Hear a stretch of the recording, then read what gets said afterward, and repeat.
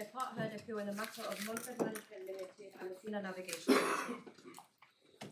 Mr. Cooper, I'm sure it's not a comment on your advocacy, but just before we came in, the bailiff introduced himself to us and said he'd be in the back of the court waiting to arrest whoever it was. So I pointed out we hadn't asked for a bailiff, and in fact he got the wrong court. But should he come in, I'll give you fair warning. I thought that might have been an encouragement on your lordships to keep to my timetable. Yeah, that would be very good. With a visit to Traitor's Gate or the equivalent, if I didn't. My lords, just picking up where I left off last night, yeah. But with two small housekeeping matters. One point that I, in that inevitable way, remembered I meant to deal with before I got to the language of the rule. In terms of housekeeping, I understand you've received a draft set of questions from my learned friends instructing solicitors. Yep. I understand the text also, the covering message will also have told you that those questions are not agreed. Yeah. And they're not agreed principally because, certainly for our part, we don't consider that any of them are appropriate to be asked. But I will deal with the reasons for that if and when we get to the point where the court is considering whether it's appropriate to ask questions. The second point is this. We have both our parts been trying to work out why the text of the convention refers to could and the text of the current statutory instrument refers to would. Mm-hmm. We are not able to identify any reason for that change, certainly not any reason other than possible typographical error, but one can't even say that. What we can say, I think with a reasonable degree of confidence, is that having checked the list of amending resolutions to the convention, none of them introduced a change to the wording of Rule 14 as it is to be found in the convention. Right. But we have to apply the regulations. Well, my lord, we had were the difference to be material, there might be an interesting question around whether, while as a matter of domestic law, one has to apply the convention, because the domestic regulations, because that's the governing law within the jurisdiction. Whether there is some principle of international law that means that one should still look back at the convention, but that's not a principle we have to get into, I think, for the purposes of today. I would have assumed, unless someone told me to the contrary, that an international treaty was not self-executing and therefore does not become part of domestic law unless and until incorporated. And you look at the text as incorporated as the governing law, but in construing it, one aims to construe it in conformity with the international treaty if they're different. That would also be my assumption or understanding, my lord, but I can't say to you that it's an assumption or understanding that I've researched for the purposes of this case. As I say, I think both my learned friend and I are agreed. It doesn't make any difference. But it's still interesting. I'd still like to know why it says could or would rather than can, because in the daytime it says can see the corresponding aspect, but at night it's could or would see, I think, unless I've misremembered. Well, my lord, it doesn't. In the domestic legislation, which is in the supplementary authorities file, tab 2 at page 25, it doesn't use can. It just says sees, doesn't it? It says, and by day she observes the corresponding aspect of the other vessel. It doesn't say could or would observe. It says observes. Anyway, it may not matter at all, but I find that the wording slightly puzzling. My lord, can I leave it on this basis, that at the moment neither of us say that it matters. If after the hearing we discover an explanation, then we will endeavour to inform the court in very short written form. And this point didn't arise in the Supreme Court, notwithstanding that that was a comprehensive review of these rules? Well, my lord, as a point I will come to is that certainly for the purposes of the decision in the Ever Smart, Rule 14 was not before the court. Well, I follow that. And so whether they looked in any detail at Rule 14, other than for the purposes of setting out the framework of the collision regulations, I don't know. My lords, can I just, while we're on the topic, mention, because it might answer my Lord Justice Nugee's point about seize or could see, that it was the original Soviet draft that had the word seize in, that was then changed to could see. And we do have the Travo relating to the reasons for that. They're in the Supplementary Authorities Bundle, tab 6, page 129 to 130. And it was because, in essence, not all vessels had masthead lights. Thank you. So that's the reason for going from seize to could see.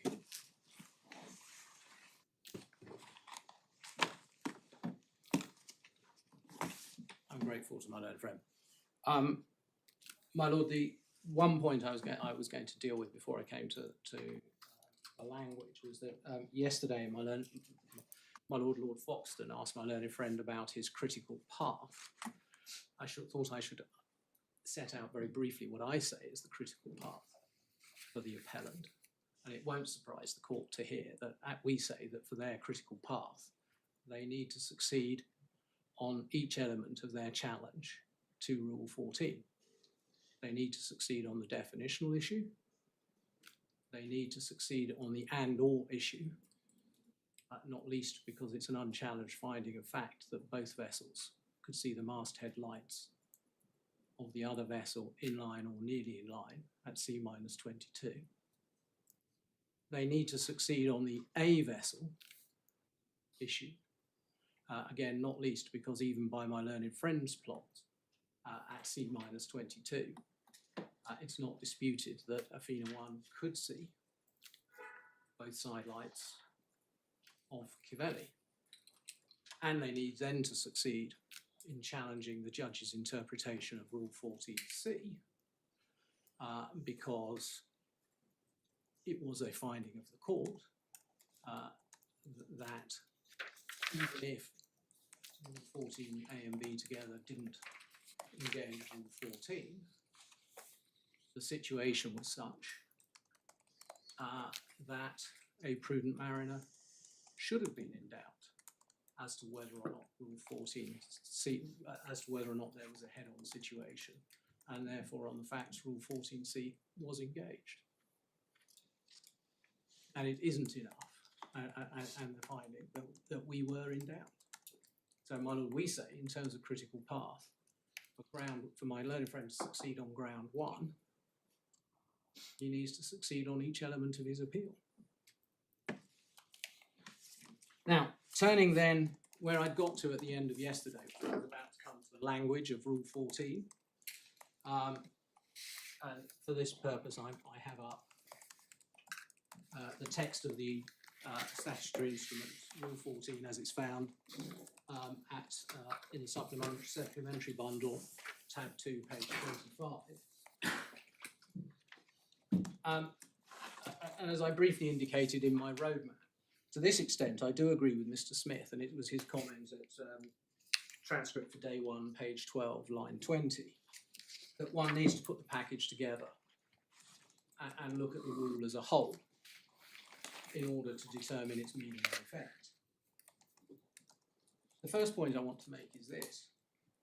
The appellant does not suggest that the interpretation of Rule 14 presented by the judge was not open to him on the natural and ordinary meaning of the words. They do say it's not the meaning he should have found, but they don't say that it wasn't an interpretation open to him. Nor is it suggested that the judge misdirected himself as to the principles to be applied when construing Rule 14. And again, my lords, the reference for that is the judgment at paragraphs 83 and 84, core bundle, tab 8, page 177. Those principles were common ground. And again, that is unsurprising, given that they were set down by the Supreme Court in the Eversmart. And again, the reference is paragraphs 37 to 44. I'm not going to ask your lordships to turn them up because we looked at them yesterday. And we say, when one looks at the language of Rule 14, untrammelled by old authority, or by authority or the travo, it is the judge's words which accord most closely with the words, interpretation, which accords most closely with the words used, and provides the practical guidance that mariners need, simply by reference to the language of the rule.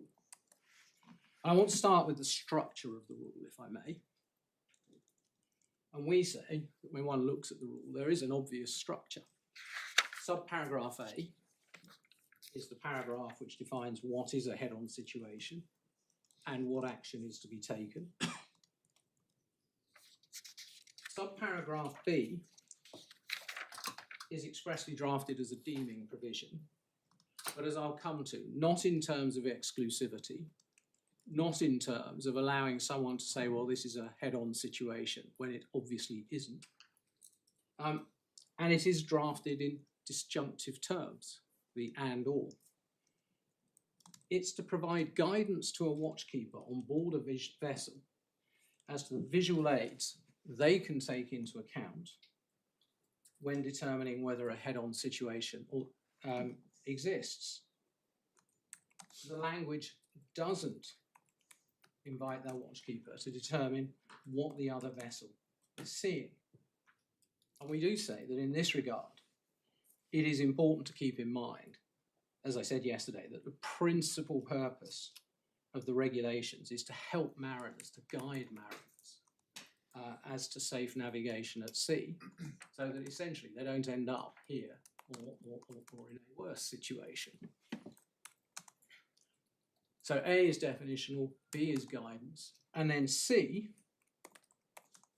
deals with the situation where there is doubt. If you're uncertain,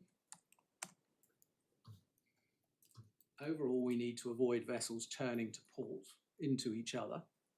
But if you're uncertain, this is then in a certain situation of doubt, you deem Rule 14, you treat Rule 14 as applying.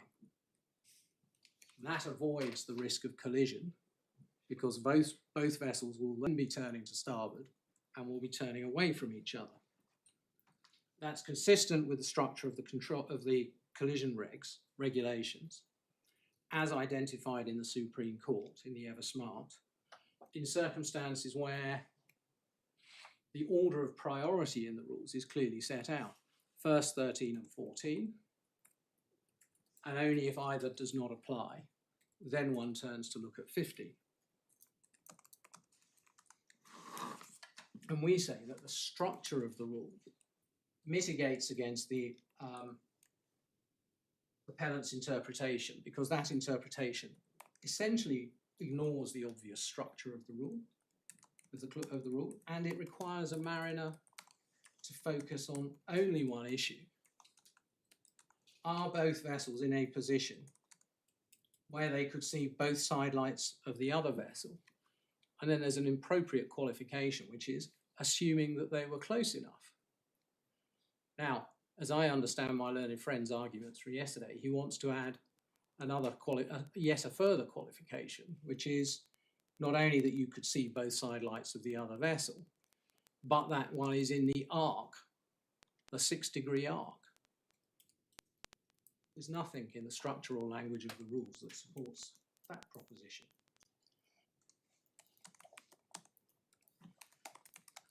We would add one final point in relation to structure. It's common ground that rules 13 and 14 take precedence over rule 15. And as I say, that applies where there's doubt about the situation. In other words, it is only a crossing situation if it is not an overtaking or head-on situation.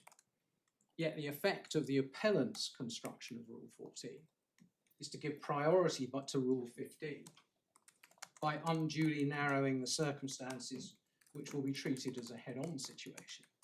And my lords, just for that, I give you one reference in the judgment, paragraph 113, at page 185 at tab 8. So what was the paragraph number? Paragraph 113, my lord. 113. Yes. Thank you. So although I accept that in the Ever Smart, the court described rules 13 and 14 as exceptions to rule 15, which is the point my learned friend picked up yesterday, they are exceptions which take priority.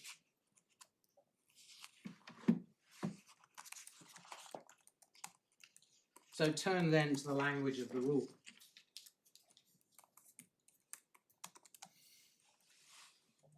Subparagraph A, as I say, is definitional in its language. The words tell one when two vessels are in a head-on situation and what each must do. Reference is to course over the ground, we submit. Is that because that's what the Supreme Court said in Ever Smart, or because that's what it must mean anyway? Well, my lord, we say it is partly because it's what the Supreme Court said in the Ever Smart, but it is also because that makes sense.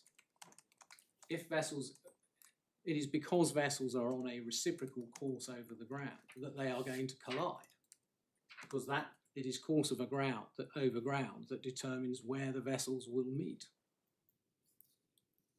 The difficulty with that, identified by Captain Hurst in the first of his articles, is that although large vessels like this today can easily identify not only their own course over the ground, but that of another vessel, smaller vessels, certainly in 1972, would simply not have the technology to do it. And you can tell by visual observation what another vessel's heading is, but it's much more difficult to tell what another vessel's course over ground is. I apologise for interrupting, my lord.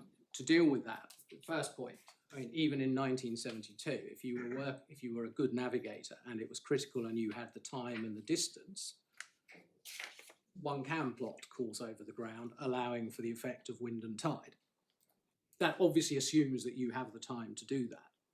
But secondly, that's where Rule 14b comes in, because Rule 14b gives you the guidance, and it's split into two elements. Is your vessel ahead or nearly ahead? And what can you see of either the vessel's masthead lights or her side lights if it's at night, or her aspect if it's by day. Now, I was going to come to this later, but I'll pick it up very briefly now.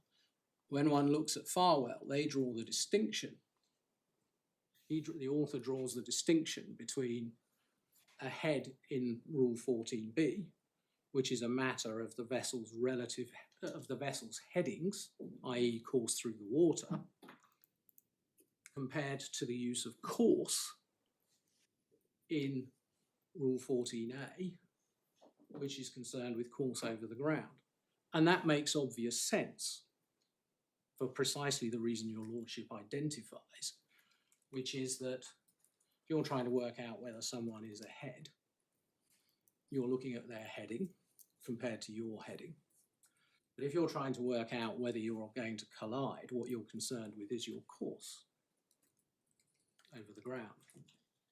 And that's why, for the purposes of Rule 14a, you have the discussion about the difference between reciprocal courses, and why, in relation to 14b and whether a vessel is ahead or nearly ahead, you have the discussion of what is the appropriate bearing, relative bearing, between the vessel's headings for the purposes of determining whether or not they're ahead or nearly ahead.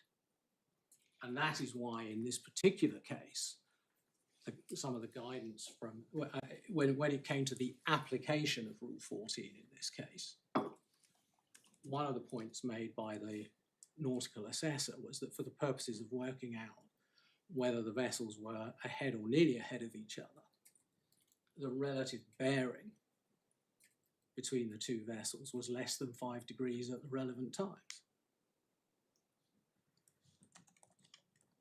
This, in a sense, gives 14A and 14B different targets, but they were a single article for much of their drafting life. They were consecutive sentences, weren't they? And the word "such a situation" involves some form of linkage between the two. Well, my lord, I'll come to deal with what I say one takes from the Travaux, but even if they were in the same paragraph, whether they're separate paragraphs or paragraphs that are joined, there is of course still a linkage. Because Rule 14A, as it now is, or the first sentence of the rule, is defining when you have a head-on situation and is concerned to avoid a collision because the vessel's courses lead them into that situation. And again, whether it's a separate paragraph or part of the same paragraph, the guidance that's now contained in Rule 14B is about giving the mariner, if he needs them, or she needs them, the visual cues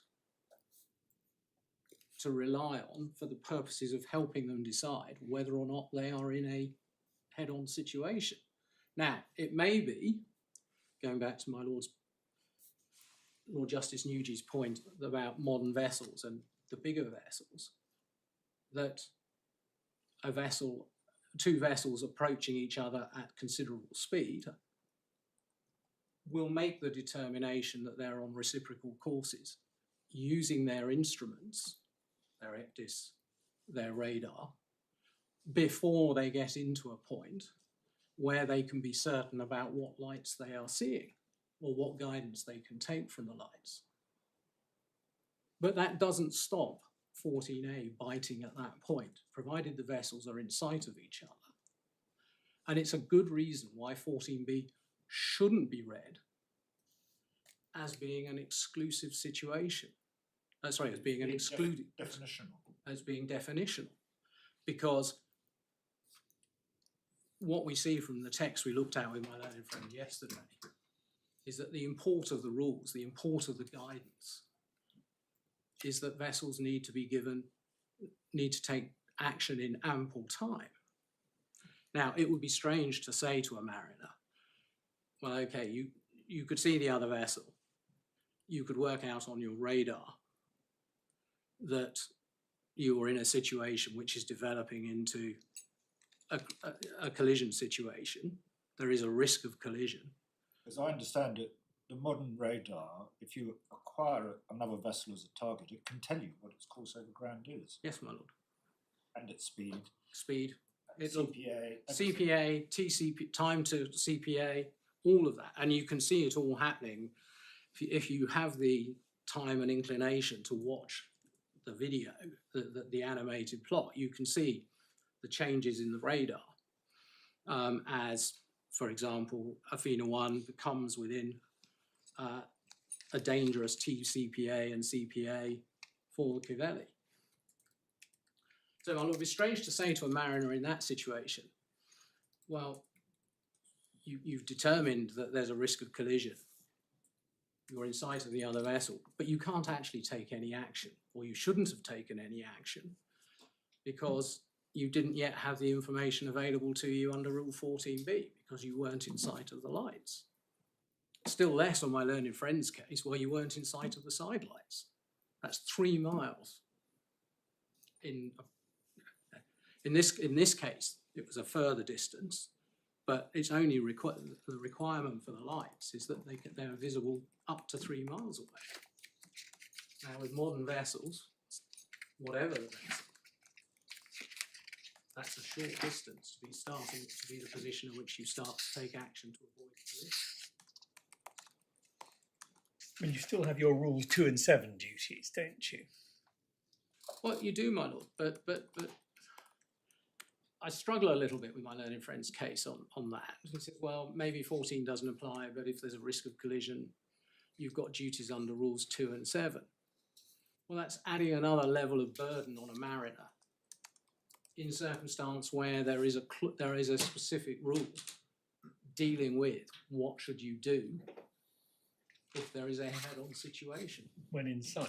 when in sight. So I think you say 2 and 7 must have an operation out before the vessels are in visual range. Well, they may do, my lord. I mean, clearly, if a scenario arose with vessels of a sufficiently high speed that they could tell there was a risk of collision before they got within sight of each other, and action needed to be taken at that time, then it wouldn't be an answer to say, well, sorry, I wasn't in sight, Rule 14 didn't apply. But likewise, if you are in sight of each other, because you can see the other vessel, you may not be able to work out what her lights are or what they tell you, but you can see the other vessel, you can see her aspect, and you think she's in a head-on situation, or she's ahead or nearly ahead, and that's what your radar is telling you, then it would be odd to say, well, Rule 14 doesn't provide you with the put the obligation on you to change course, but Rules 2 and 7 do.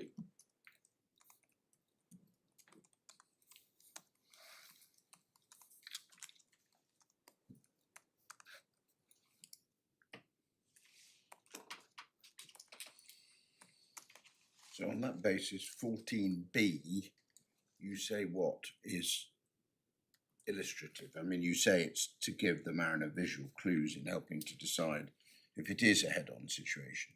It's guidance, my lord. Yes. It's guidance. It's guidance that can't be used, as the owners of the Apollo sought to do in the MSC Apollo, to create a head-on situation in circumstances where they accepted that neither vessel was on a reciprocal or nearly reciprocal course.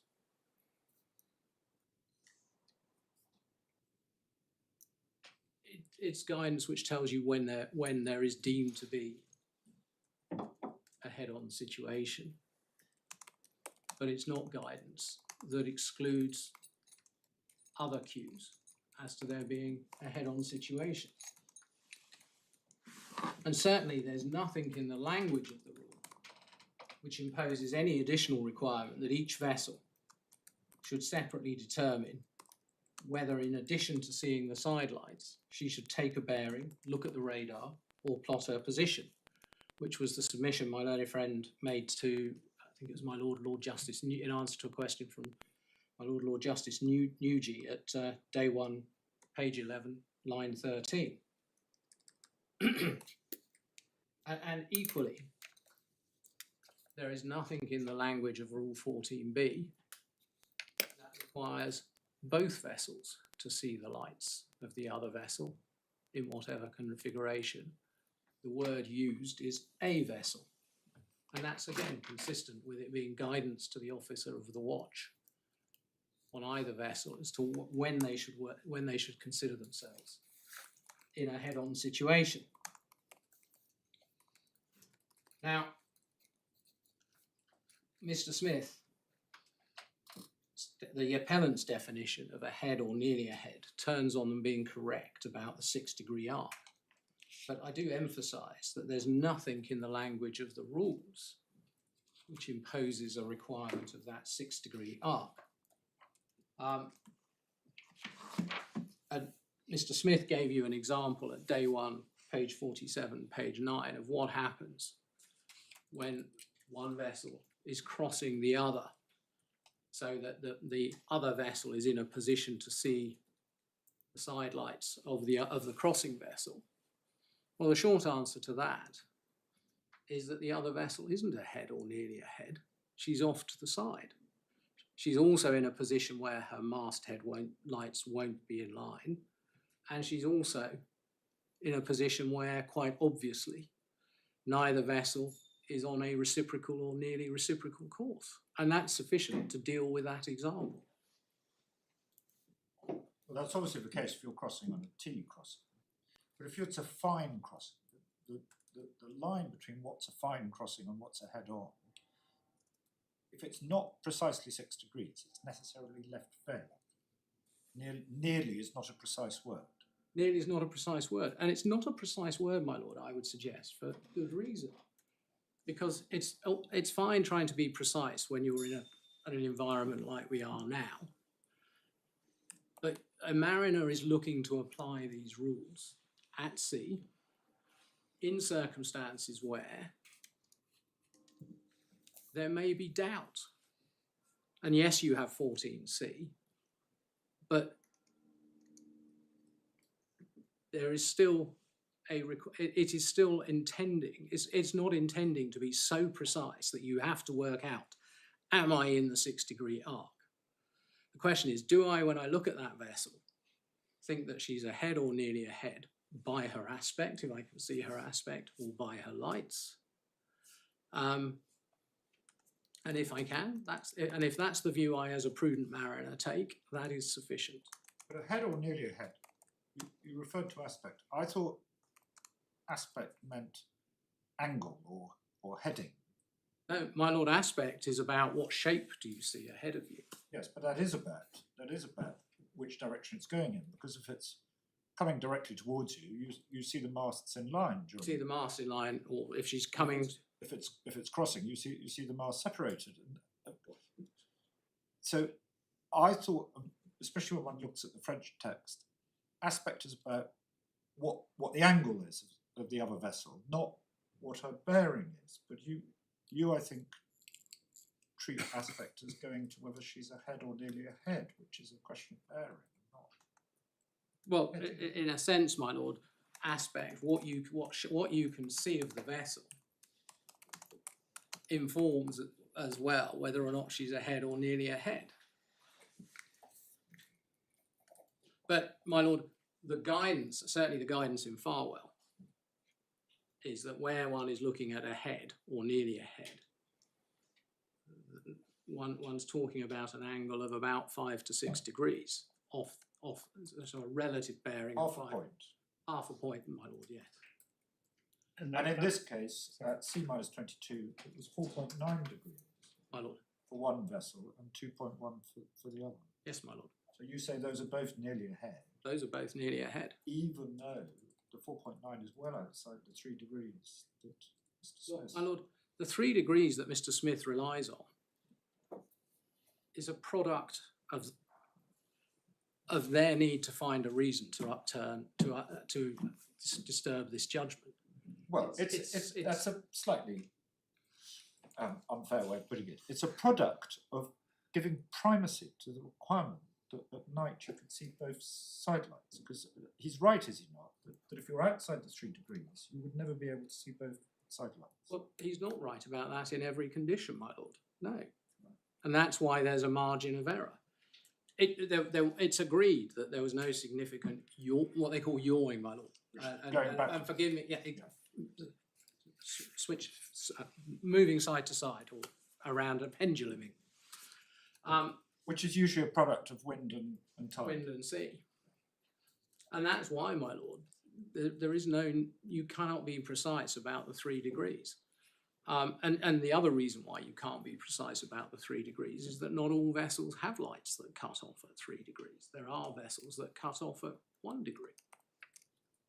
And there are vessels that don't have sidelights at all. There are vessels that don't have sidelights at all, which is why we would say you have the disjunctive test and all.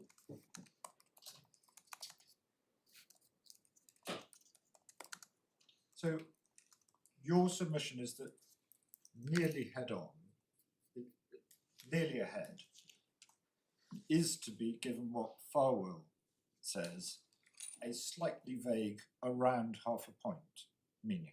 Is that it? Well, I tend to use the 5 to 6 degrees, my lord, to the extent you need guidance as to what. But you clearly do need guidance, because need mariners need to know what nearly ahead means. But my lord, one of the curiosities is that, with the exception of the Loch Vivek, as a matter of English law, there is no case law relating that we've been able to identify relating to the modern collision regulations that specify a specific arc or specific level number of degrees as being ahead. Loch Vivek says 8 degrees is too far. Too far. And Marsden says, if you look at the old cases, a point, so 11.5 degrees, was outside. Yeah, sorry. 11.25, I think. Oh, yeah. Was to be treated as not being end on or nearly end on, because it's the old cases, it's the old rule. And 0.5 point was to be treated as being within. Now, when we're talking about what is on a reciprocal or nearly reciprocal course, which is where those degrees, those measurements relate to, that still leaves a rather vague question as to what happens between 0.5 point and a point. And in the lot of Vivek, what Mr. Justice Clark, as he then says, is, well, nobody was suggesting that 8 degrees it falls within reciprocal or nearly reciprocal. And you're not inviting us to depart from, you don't need to depart from that. And I don't need to depart from that. What I do, my lord, is I say you have, when it came to apply, the trial judge rejected my learned friend's case as to the meaning of Rule 14b and A and B. And then when it came to applying the guidance of the nautical assessor, when it came to applying the rule, he looked at the facts, he took on board the guidance of the nautical assessor, he found as a fact, and it's paragraph 225 of the judgment, that both vessels could see the lights of the other ahead or nearly, in line or nearly in line. He found as a fact that the reciprocal was about reciprocal bearing was about 7 degrees, but the relative bearings were were 5 or under, and concluded that Rule 14 applied. Is it just a mathematical fact that the difference in reciprocal headings, 7 degrees, is simply the product sum of the 4.9 and the 2.1? Is that No, my lord. Is that a coincidence? I will.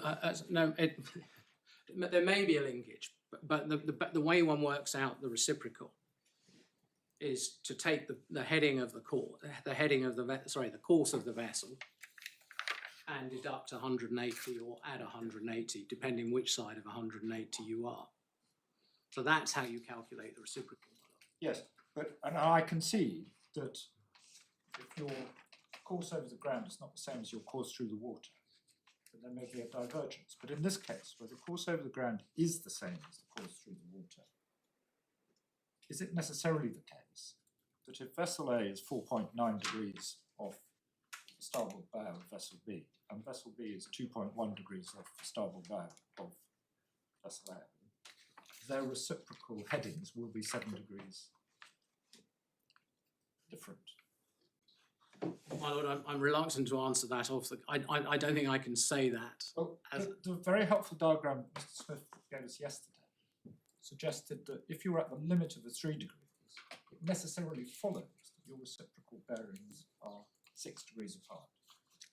And I have assumed that if your course through the water and your course over the ground are the same, if your 4.9, if the bearing of one vessel is 4.9, the bearing of the other is 2.1, that tells you that your reciprocal headings will be 7 degrees apart. But I may be wrong about that. My lord, I see the logic, and I see the way that works mathematically, but I'm reluctant to give you an absolute answer in circumstances where I'm not certain of it. As always, I find diagrams help. Well, my lord, like my friend, my learned friend, Mr. Smith, we did look yesterday at the diagram of Captain Hurst. I think it's at page 445, which illustrates quite nicely why in Rule 14a you'd be talking about course over the ground, but for the purposes of Rule 14b, you'd be talking about relative bearings. Thank you.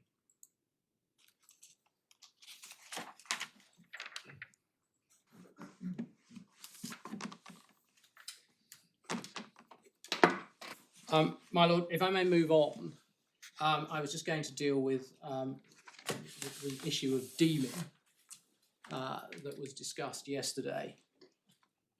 And I think you have my submission that deeming for the purposes of Rule 14b is not intended to be exclusionary, nor is it intended to allow you to say that a head-on situation exists where clearly it doesn't. And my lord, you may have picked up that my learned friend suggest in their skeleton that one can look at Rule 3 subparagraph K as an example of where the rules use the language of deeming to define a situation. But as we pointed out in our skeleton, It says only. my lord. So that's But not. he gave some other examples orally, which are rather better. He did, my lord, but his best example was Rule 7D1. But I think, as I think your lordship pointed out, it doesn't say one can look at Rule D7.2 for examples of situations which are also where there is a risk of collision, even if it doesn't fall within Rule 7D1. So while 7D1 is being used to create a deeming provision, it's not being used to do so in a sense that is intended to be exclusionary in any way, which is very similar to what's happening in Rule 14. About Rule 13b though, which I think is forensically Mr. Smith's best example. Well, I have to accept, my lord, that is a situation where the word deemed has been used to set what is by reference to a degrees abaft the beam, what is to be treated as an overtaking situation. But my short submission on that would be that doesn't lead you to say that for the purposes of Rule 14, the language of Rule 14b is intended to be exclusionary in circumstances where there's no other indication that it should be, and in circumstances where to do so would undermine the principle of safe navigation. It might be said that there is quite a strong similarity of structure between the two.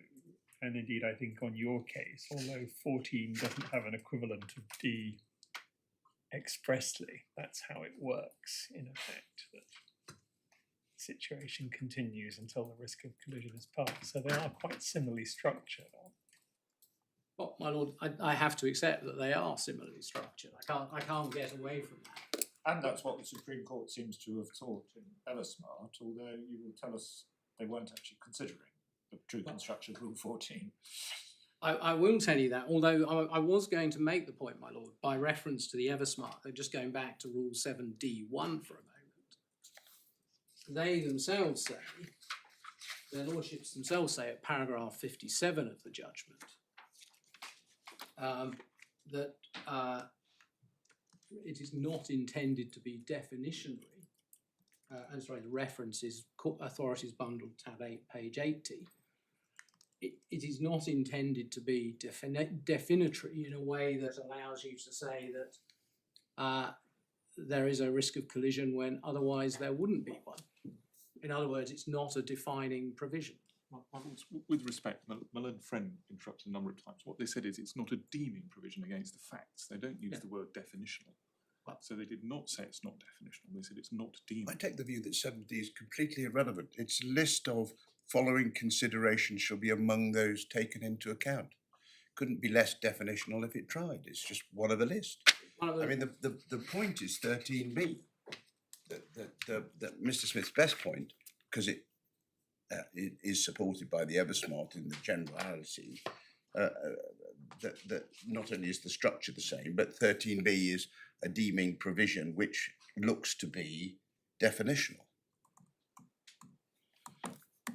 And there is a parallel in that it's tied into what the lights have to show, because your side lights have to cut off 22 degrees abaft, and that is what is referenced in 13b.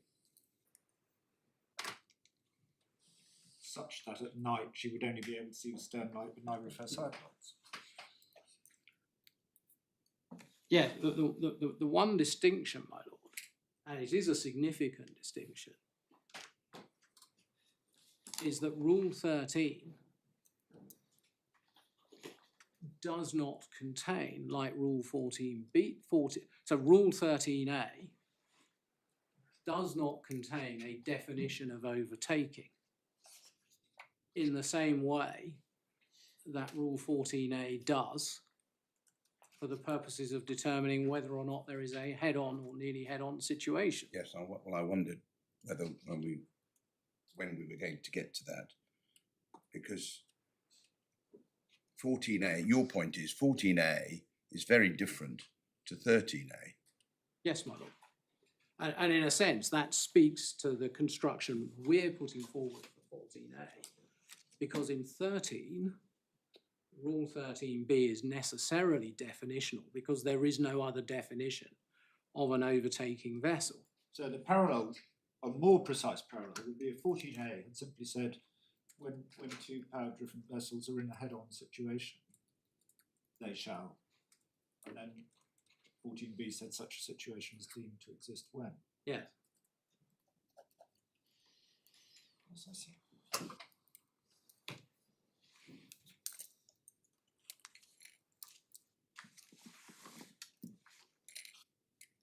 My lord, that was all I was going to say about subparagraph 14b for the moment, unless there's anything further I can help you with. Well, what about the suggestion within the Eversmart that the Supreme Court actually said that sets precise triggers? I was going to come to that. You're coming. I'm coming to the cases, my lord, but I can deal with it now if that would assist. Whenever it's. Just very briefly then on subparagraph C of Rule 14, we say there's a head-on situation when a vessel is in doubt. That is an objective concept. And we say that there is nothing in the rule that suggests that if a situation of doubt exists, only one vessel should be required to turn to starboard.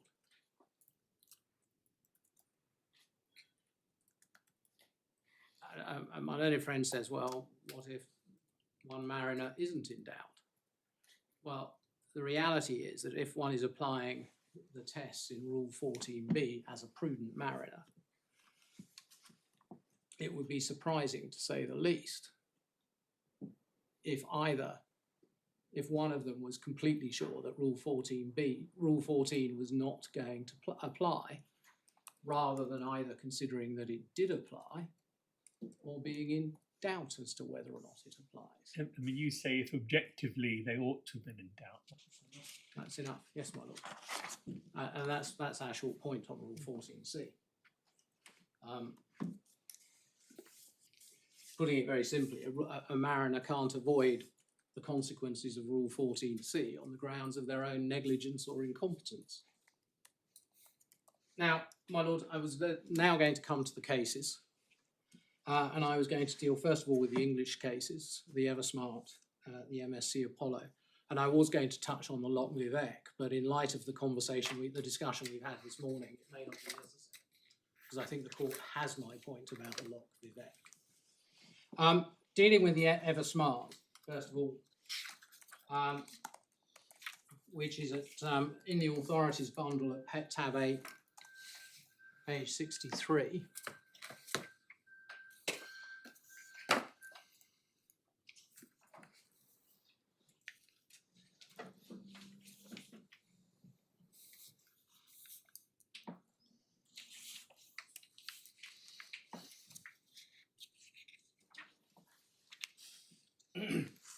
First of all, it wasn't a case concerned with Rule 14 at all. It was concerned with whether two vessels were in a crossing situation where one of them was not on a steady course, and that the vessel not on a steady course was the give-way vessel. And the issue was whether, in any event, Rule 15 was applied, the two issues before the court was whether two vessels in a crossing situation were in a crossing situation when one of them, the giveaway vessel, was not on a steady course, and whether in any event Rule 15 was overridden by the narrow channel rules in Rule 9. No question arose as to whether Rule 14 applied or as to the proper interpretation of the rule, of that rule. And my lord, you can take that both from the head note and from paragraphs 1 to 4 of the judgment. The Supreme Court, as we've already discussed, took the opportunity to set out the proper approach to the interpretation of the collision regulations. The passage on which the appellants rely is to be found at paragraph 56 in the judgment.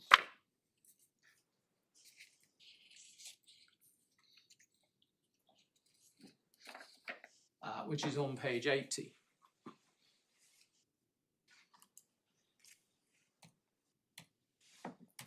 A number of points can be made about this paragraph, my lord, which is that if one just turns back to page 78, the heading of this section of the judgment is the crossing rules, context and purpose.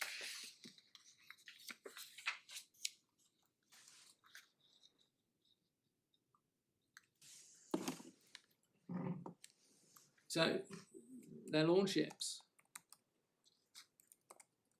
were only considering rules 13 and 14 to put rule 15 in its proper context. They weren't actually engaged with any question as to the proper interpretation of rules 13 and 14.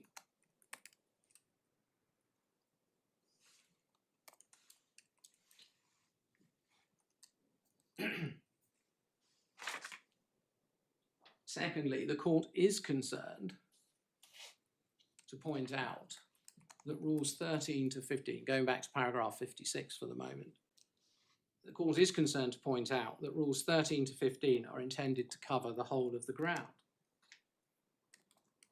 In other words, there aren't intended to be any lacuna or gaps in situations. It's either an overtaking situation or a head-on situation or a crossing situation.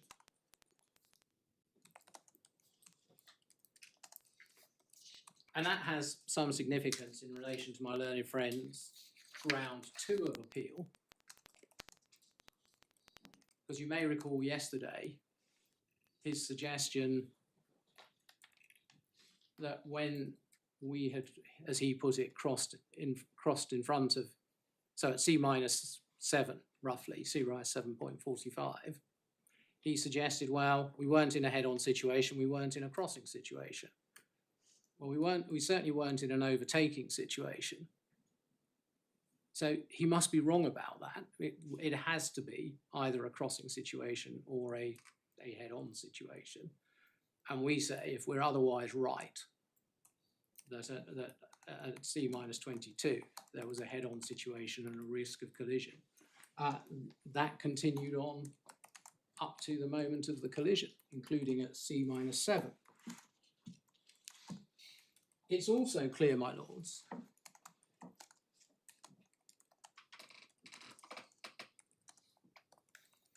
that when one looks at the text, reads paragraph 56, it is Rule 14A that sets the definition of a head-on rule, because one can see, my lord, halfway through the paragraph, their lordships say, Rule 14, open brackets, the head-on rules, provides that the two vessels approaching each other on a reciprocal or nearly reciprocal courses so as to create a risk of collision must each turn to starboard. That's 14A. That's 14A, my lord. That's your definitional section. Now, I fully accept, as his lordship did below, that their lordships refer to a precise trigger. But they simply weren't addressing the question of whether those triggers were intended to exclude any other trigger.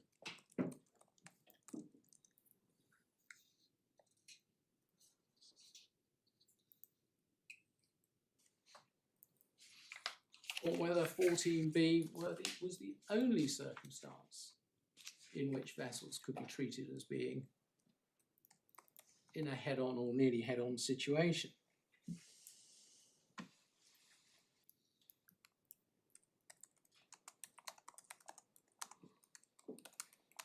I also make this point, my lord, even if I'm otherwise wrong about what their lordships say in the Ever Smart about Rule 14B being a trigger, they don't refer only to the sidelines. They refer to the lighting rules generally. And rules 21 and 22 deal not just with sidelights, but also with masthead lights.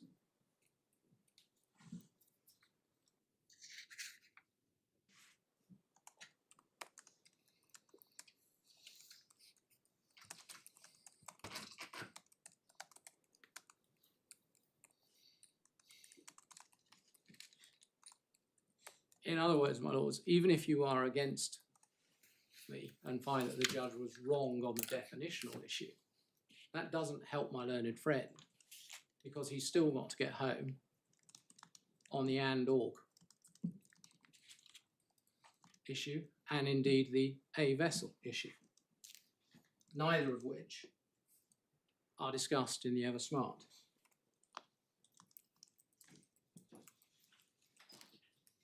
Can I go back a bit? You pointed, and I understand why, to the first sentence of paragraph 56, where you say the three rules together cover the whole ground. So they're designed not to have any lacunae. Yes, madam. And you say that on Mr. Smith's case there would be a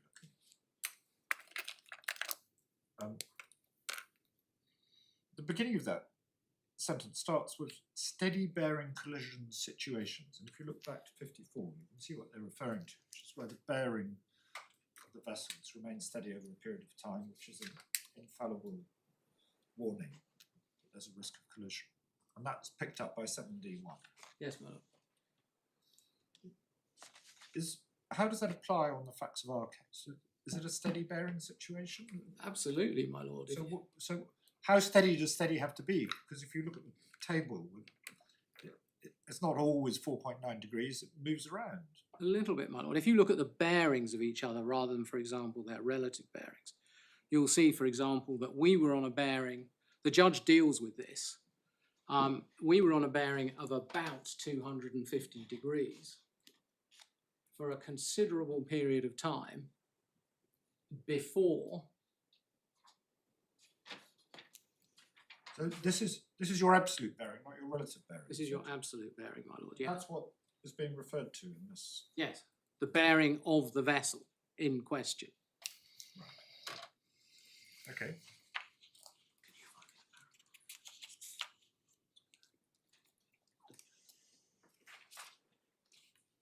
So you say this is a steady bearing collision situation and remained one throughout the period from C minus 22? My lord, yes, and indeed one of the reasons the judge concluded that there was a risk of collision at C minus 22 was that for a significant period of time before then, the vessels had been on steady bearings. Thank you.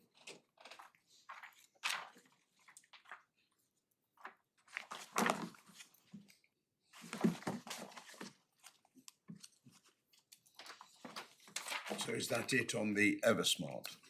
That, unless your lordships have any further questions on the Ever Smart, that is it. Yeah. I was then going to come and deal with the MSc Apollo, which you have at tab 11 in the authorities bundle. And like my learned friend, I commend the plots to you. It's at page 192. And I realise that in the paper version it's quite small. The advantage of looking at it electronically is that one can blow it up if one needs to. And we say that it's quite obvious when you look at those plots that at C minus 12, which was the critical point in time,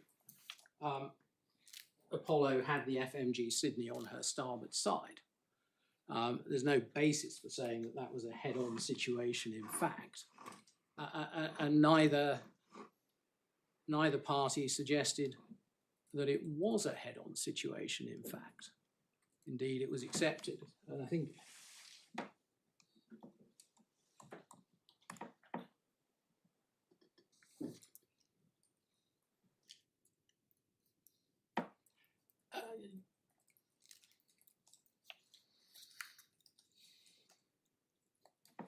my lord, you have the parties' respective cases set out at paragraph 70 of the judgment.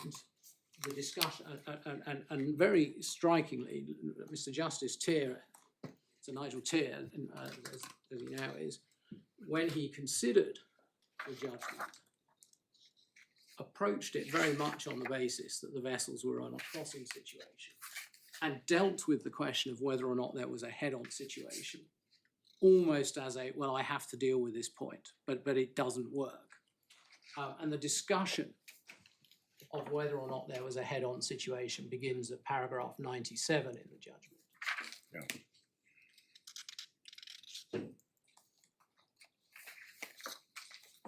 And can I commend paragraph 99 to you? This really sets the point in relation to the MSC Apollo. He sets out what a head-on situation is. And then at the end of the paragraph, he says the reciprocal of 105 degrees is 285 degrees. The reciprocal of 104 degrees is 284 degrees. It was not and could not be suggested that a difference of 17 degrees between the vessel's reciprocal beheadings or courses made good, it could not be suggested that the vessels were on nearly reciprocal courses.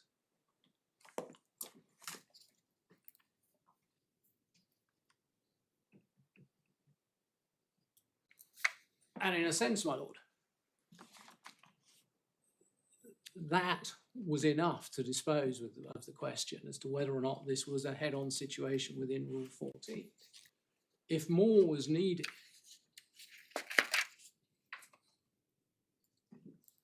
the only further finding that was needed to deal with Rule 14 in this case was that Rule 14, as similar to the Supreme Court's decision in the Ever Smart in relation to Rule 7D1, the party cannot use Rule 14B to deem a head-on situation to exist when on the facts it doesn't.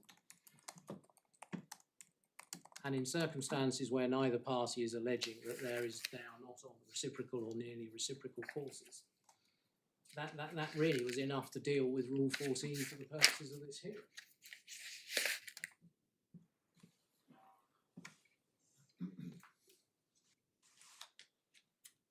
You could, in a very strong current, have a situation in which the vessels were dead ahead of each other, but their course over the ground was quite divergent.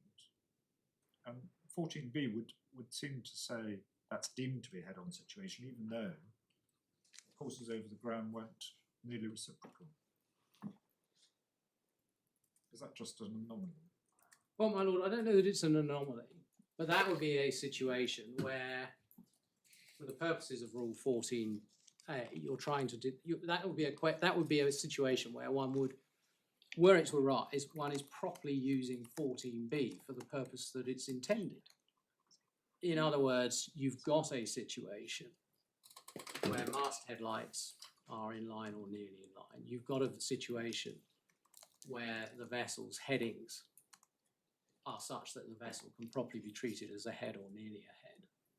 And in that situation, a prudent mariner would take action. Would treat it as a Rule 14 situation, even though they could see from their radar plotting that, in fact, the courses over the ground were quite divergent. Well, my lord, that is what the rules would require. And it would be, my lord, subject to the question of what other shipping is around, it would be the right approach, because each vessel would then turn to starboard. and whether or not it was in fact a head-on situation. Each has taken the right action And that would avoid to avoid the collision. any risk of collision if there were one. Yes, my lord.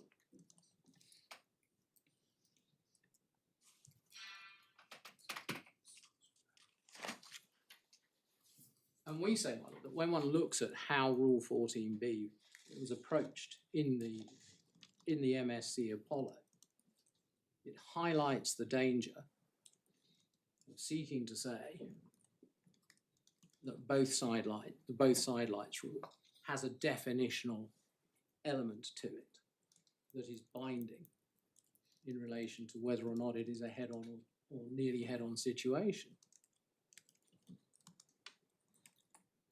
Because that was essentially the argument that Mr. Justice Tier ultimately rejected, quite rightly, that you can't deem a head-on situation to exist when in fact it doesn't. Equally, for reasons that we don't know, there's no discussion of the position in relation to the mast headlights or indeed the aspects of the vessel. No doubt because FMG Sydney only advanced her case based on the fact that she could see both side lights of the vessel, and also no doubt based on the fact that unlike the situation in our case, this point was only raised during the course of the hearing and appeared as a footnote in the Apollo's skeleton argument. Now, there were subsequent written submissions, I accept that, but it was very much not the situation that existed in this case, where Mr. Justice Bryan had extensive submissions and evidence on the operation of Rule 14. And if your lordships find that both judgments are in conflict, that in itself is a reason to prefer the judgment of Mr. Justice Bryan.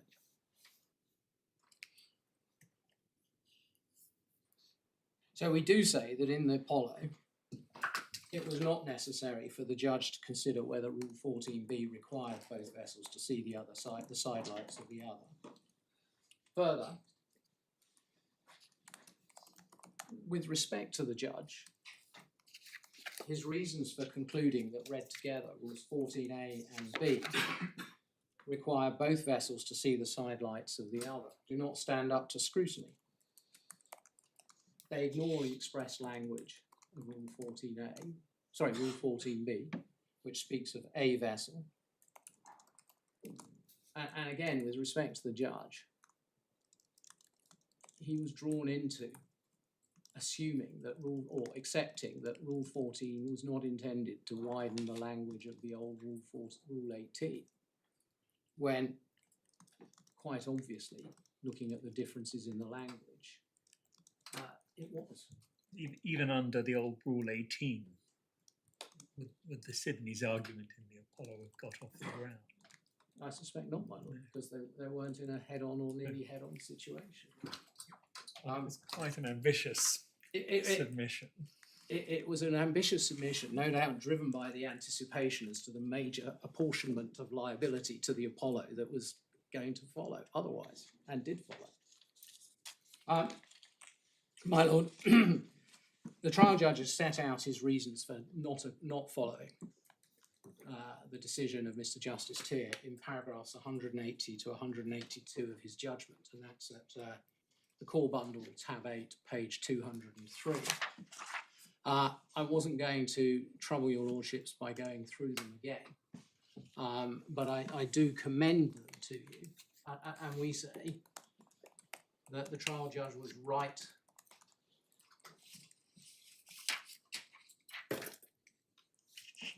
for the reasons he gives.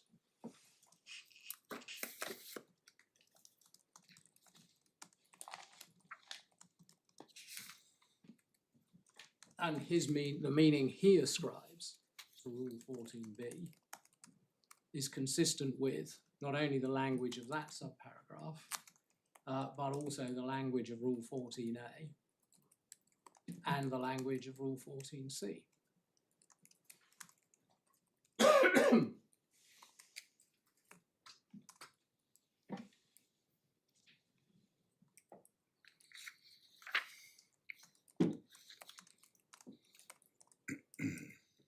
Lords, unless there are any further points I can help you with on the Apollo, I was going to move forward and deal.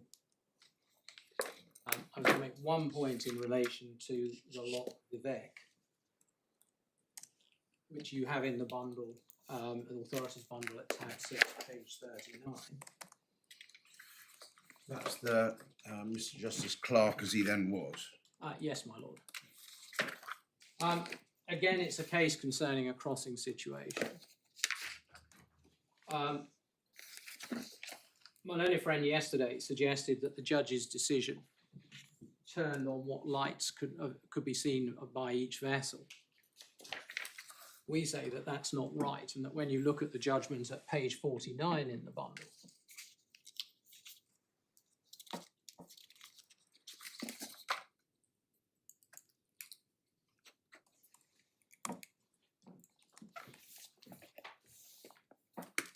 the reality of his decision as to why it was a crossing situation is the passage we've already discussed, which is that neither party was actually submitting that the vessels were on reciprocal or near reciprocal courses.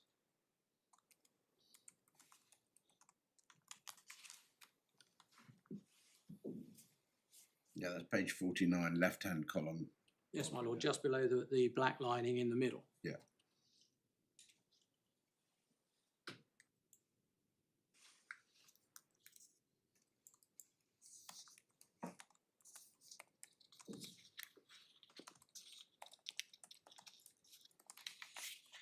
Now, my lord, I did just briefly want to deal with the foreign authorities, if I may.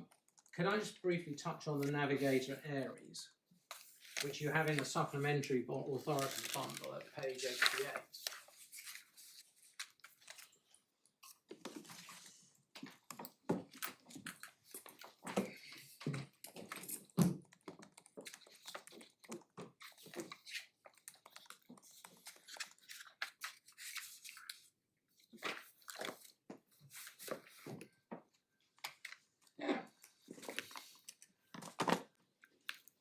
And my lord, the relevant passage is at, as my learned friend identified yesterday, this is a case principally concerned with the narrow channel room. My learned friend properly accepted that their lordships, sorry, the Court of Appeal in Singapore did not consider Rule 14, but I understood him to be suggesting, well, the fact that they referred to the judgment of Mr. Justice Tier in the Apollo, which is at paragraph 99, and then on to through to 103, was somehow giving it imprimatur because they didn't dissent from what was said by Mr. Justice Tier in the Apollo. Well, my lord, the Court of Appeal is very clear that they did not want to consider Rule 14 was not opened before them, it was not argued before them, and therefore they did not propose to make any findings on Rule 14. Which paragraph's that? Sorry, well, it's best set out at... 103, is it? Yes, my lord. We would prefer to reserve the rules proper consideration to a future case. And of course, my lord, that proper consideration has now occurred in the judgment of Mr. Justice Bryan in this jurisdiction.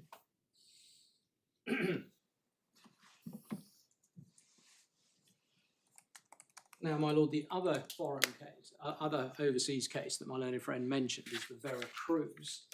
I just take you to that briefly. You have that in the supplementary authorities bundle at tab 4, page 79.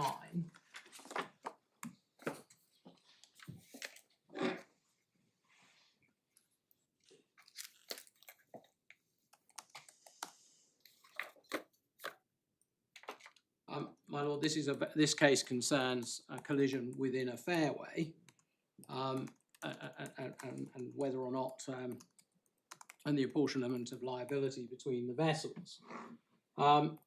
In particular, it concerns liability where when one vessel is passing the other to starboard, she then makes a sharp starboard turn across the other. And that's set out, my lord, at paragraph 2 on page 79. To paragraphs 2 and 3. But perhaps of relevance, my lord, is that if one goes through to page 83, sorry, starting at the bottom of page 82, the court sets out Rule 14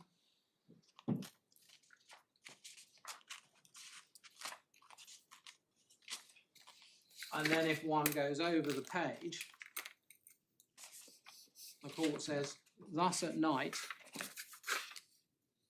should a ship see either both side lights or both masthead lights in line or nearly in line of another ship, that ship should presume that both ships are on a reciprocal course and alter the course to starboard to avoid collision. Now, what stands out from that, my lord, is that this court clearly reads Rule 14 on the basis that and or is to be read disjunctively, and also that the reference to a vessel is to be taken in the singular, and that there is no requirement as to what both vessels can see in relation to the other vessel's lights.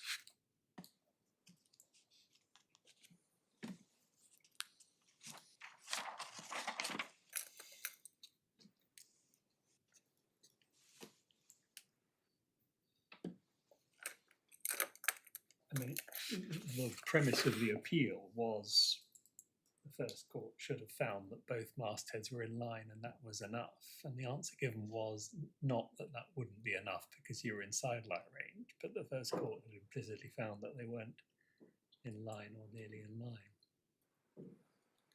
So it does treat them as sufficient, not mastheads in line, as sufficient to satisfy Rule 14b.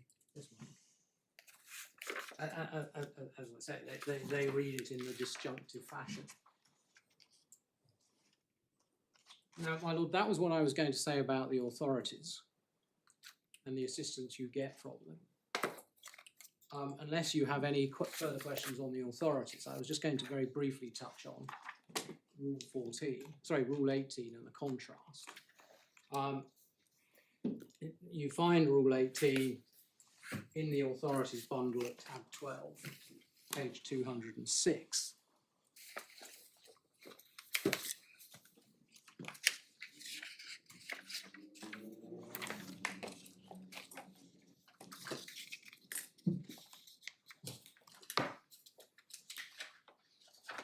Sorry, 207, my lord. Yeah. And we say there are some very clear and obvious differences between the two rules. First of all, Rule 18 is drafted in more prescriptive terms. It does make clear that both vessels must at night be able to see the side lights of the other. We say it also creates a lacuna as to what is to happen in a situation where vessels are passing each other or converging and will pass clear, but at an unsafe distance such that there is a risk of collision. And we do say that that omission from Rule 18 is an explanation, in part, for the change in language to Rule 14, and a reason as to why one should construe Rule 14 in the way that the judge did. And it is very clear when one contrasts the language of the two provisions that Rule 14 is deliberately less prescriptive and provides a navigating officer with better guidance as to when their vessels are to be considered in a head-on or nearly head-on situation, as well as closing any potential gap between a head-on, what is to be considered a head-on situation and what is to be considered a crossing situation, which is consistent with what their lordships in the Ever Smart considered was the intention behind Rules 13, 14 and 15 of the collision regulations. Now, there's a suggestion in my learned friend's skeleton argument, paragraph 24, that the judge somehow had a preconceived notion as to how Rule 14 was to be construed because of what he found was the intentions behind the changes from the old Rule 18. We say we should reject that submission. The judge was, of course, quite right to look at the differences in languages between the two rules in coming to his conclusions on the proper construction of Rule 14. And it's quite obvious when one looks at the judgment. Doubtless because the parties put it before them. When you're construing a rule, like construing anything else, you look at what you're construing first. And this obsession that lawyers have with what the old law said is baffling. I mean, this is, speaking for myself, this is a very badly drafted rule, and I can see why the rule was changed. I mean, it's a terrible muddle. First it's in, then it's out, doesn't apply, does apply. And I can see why you submit it's more prescriptive, but the assistance one gets from a badly drafted old rule is possibly limited. Well, my lord, I would agree with you if I may. And I would say that's an indication as to why sometimes looking at these type of issues without a background of being steeped in old collision cases and old collision rules. You can certainly say that of me. Is a very strong positive when it comes to looking at the rules. And we do say that one of the problems with the decision in the Apollo is that the court looked at or had in mind what was the way the old Rule 18 operated and carried that across into its construction of Rule 14. And in a sense, I only come to look at old Rule 18 to explain further why the judge was right not to follow the reasoning in the Apollo. Okay. But my lord, that's all I wanted to say on Rule 18. I was going then to come to the travaux. I'm going to deal with them relatively briefly, if I may. I highlight that this is a new facet of the appellant's case. Notwithstanding the reference to the travaux in the Apollo, notwithstanding the fact that the appellants were undoubtedly aware of the existence of the travaux, their potential relevance to the issues of construction that are before the court, they didn't see it necessary to bring the travaux before the court, before Mr. Justice Bryan, in the same detail they now bring them before you.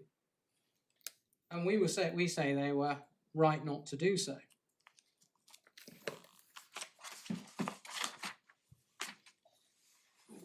We say there is no material assistance to be gained from the travaux in this case, and that the appellant's reliance on them is a need to find a mechanism to persuade this court to try and go behind the plain and ordinary meaning of the words used in Rule 14. We also say this: unlike, say, the position in relation to the Hague Rules or the Arrest Convention, there is no easily accessible complete set of what might be considered the travaux. You have limited extracts. You have the extracts we've been able to find, you have the extracts my learned friends have been able to find. You have some additional extracts that Mr. Thornton was able to find and referred to in his article. You cannot be certain that you have seen all the relevant material in relation to the travaux, nor can you be certain that all the states were talking with one voice within the context of the negotiations. All you can be certain about when it comes to it is that when one looks at the convention, the language of Rule 14 as it is now is the language that all the states who were party to the convention were prepared to accept and accede to. And can I just very briefly take you to, in the bundle of authorities, tab 13, page 214. Tab 13. Tab 13, my lord, it should be the text of the Convention on International Regulation. Yeah.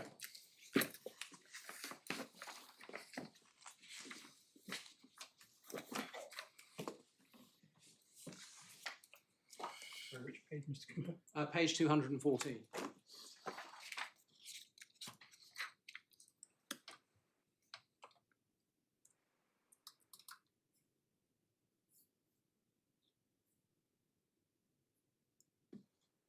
Oh, and the only point I want to draw to your attention, my lords, is to look at the number of states that have signed up to the text of the convention as it is to be found now, and contrast that with the limited number of extracts that you have seen from the Travaux, whether it's from the USSR, Canada, Germany, or the Netherlands.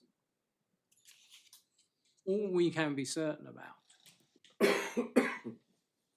is that there was an intention to provide further guidance with Rule 14. There was an intention to close any lacuna. But other than that, the best guide to what states parties to the convention intended to agree to and where the consensus lay between them is to be found in the text of Rule 14. And in that regard, my lord, can I just take you back to the J.T. Polska case and pick up two passages that are relevant to how you should approach the Travaux in this case. And it's tab 10 in the bundle at page, well, the authority begins at page 141. But I would like to take you to paragraphs 32 and 35 of the judgment, which appear at starting page 153.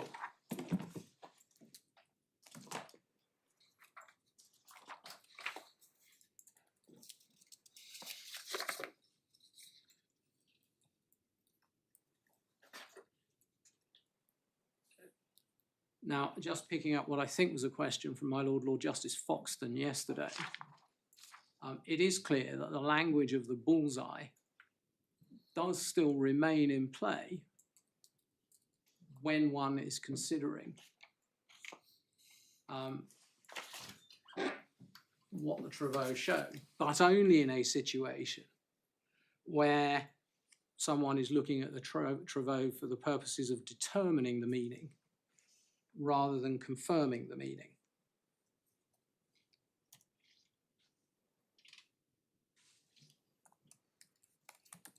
The second passage I just want to pick up, my lords, is at paragraph 35,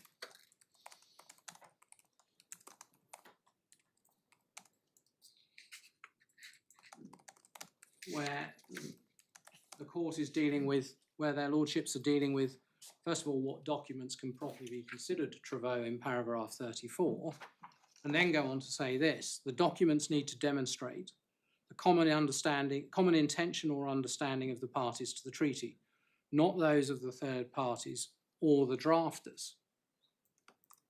And then there's a reference to the judgment of Lord Justice Jacobs and Lord Justice Etherton in Grimmer Landmaschinenfabrik, where they say the Travaux relevant to construction of a treaty do not include any intention of the actual draftsman who provided the text for the legislators to consider. One only goes to the Travaux to try to find out what the legislatures intended, not what someone else intended. And my lord, we do say that looking at individual submissions from states that were party to the drafting doesn't help you identify the intention of all the states that are ultimately party to the convention. And that intention, we do say, is to be found from the text of the convention itself. Now, my lord, even if you're against me on that, it leads on to another question. Just before you come into that question, can I go back to this question of bullseye? I understand that bullseye is required in cases where you have to have recourse to Article 32 to determine the meaning, because Article 31 leaves the meaning ambiguous, obscure, absurd, or unreasonable. We're not in that territory. We're not said to be in that territory. No. But Lord Hamlin accepts the submission that you don't need a bullseye if you're confirming the meaning. No, so you go through the Article 31, you produce a provisional meaning, and you look at the Trevo, and you think, yes, that confirms it. That's fine. What happens if you go through Article 31, provides a provisional meaning, you look at the Trevo, and it doesn't confirm it? What happens then? It leads to a different result. What happens then? Well, my lord, unless a party is suggesting that somehow you then look at the Trevo to determine the meaning, if the Trevo don't confirm the meaning, they're of no relevance. You're left with applying the ordinary principles for the construction of for the construing international conventions. Left of Article 31, in which case I'm not quite sure what Article 32 adds, because either it confirms, in which case it just leads to the same result, or it doesn't, in which case you're still left with the same result. It seems a very odd thing to do, apart from just giving you comfort. Well, maybe that's it, my lord. It's either there to give you comfort, or it's there to say, in the scenario where you might be able to look at the Trevo, and if one party is advancing a case that is arguable as to the meaning of the convention, and you're not entirely satisfied on paragraph 31 that you should reject that meaning, there may be something in the Trevo that then says, well, this is what we intend, from which one can determine, well, that's what the state's actually intended is something, is the original meaning. Okay, thank you. Now, my lords, even if we do need to look at the Trevo, we're only looking at the Trevo for the purposes of confirming a principle. The principle. And in this sense, one has to ask, well, what is the principle that one is concerned with? And we say that the principle that Rule 14 is concerned with, the principle in Rule 14 is no more than the principle that when two power-driven vessels are meeting in a head-on or nearly head-on situation and they're in sight of each other, they should both alter course to starboard. How one determines whether both vessels are in such a situation by reference to a vessel's aspect or lights is not the principle of either Rule 18 as was, or indeed Rule 14 as we now find it.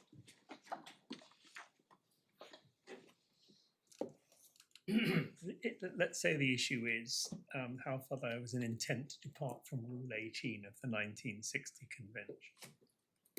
And I think the prior convention is admissible under the Vienna Convention on the Law of Treaties as part of a history and circumstances of the making of this one. Are you not entitled to go to the Trevo? Whether they tell you the answer, of course, is a completely different question. To see what they say about whether there was an attempt to significantly modify the approach adopted in the convention that was being amended. Well, my lord, I accept. I think I probably have to accept that if there was material that showed that all states, in the Trevo, that showed that all states didn't intend to depart from what was in Rule 18, that is material that a court could properly look at, to take into account in looking at the meaning. one would, of course, still have to come back to the question, well, if the language that they actually use in the text does not, in fact, achieve that goal, can you still take the travail as meaning that you should say something, you should reach a different meaning? And just going back for a moment to the ever smart and the principles of construction set out there, that is a particular issue in cases like the present case, because it's of no use to mariners trying to apply Rule 14 or indeed 13 or 15 to say, well, okay, you've got some language that looked at on its own means that you can look at both the masthead lights and all the side lights to determine whether or not you're in a head-on or nearly head-on situation. But actually, back in between 1966 and 1972, at a convention, in the negotiations for the convention, it became clear that the parties to the state didn't intend that. So the convention didn't intend that. That to its logical conclusion. You say that it's no use to a master being asked whether he's obliged to carry dangerous cargo, and that the answer may lie in the travaux préparatoires to the Hague or Hague-Visby conventions once that matter reaches the rarefied arena where people begin to debate travaux. Well, my lord, I don't shy away from that submission, that whether you're looking at the terms and conditions on the back of a bill of lading or whether you're looking at the application of the collision regulations. Right? The difference between the two situations, of course, is that a decision whether or not to carry dangerous cargo, A, will not usually be made by the master on his own. He might have more time to do it. He will have more time to do it. Collision regulations have to be applied in But real time. Yeah, my lord, yes. And that's one of the points made in the Eversmart. Mariners will be able to apply them when they're on the bridge, not in a quarter of years later. My lord, yes, and that's a point that very much exercised the judge below, as you can see from the judgment, that he wanted a meaning that would be of practical assistance to seafarers, to mariners. I mean, I can see that may be a reason why the judge's construction is to be preferred on Vienna Convention grounds, but at the moment I don't see it affects the admissibility of the travaux if you get through the Article 31 Vienna Gateway. I'm not aware of any principle that says the admissibility of travaux depends upon whether those acting by reference to the convention are taking their decisions in the heat of the moment over or with an extended opportunity to consider the position.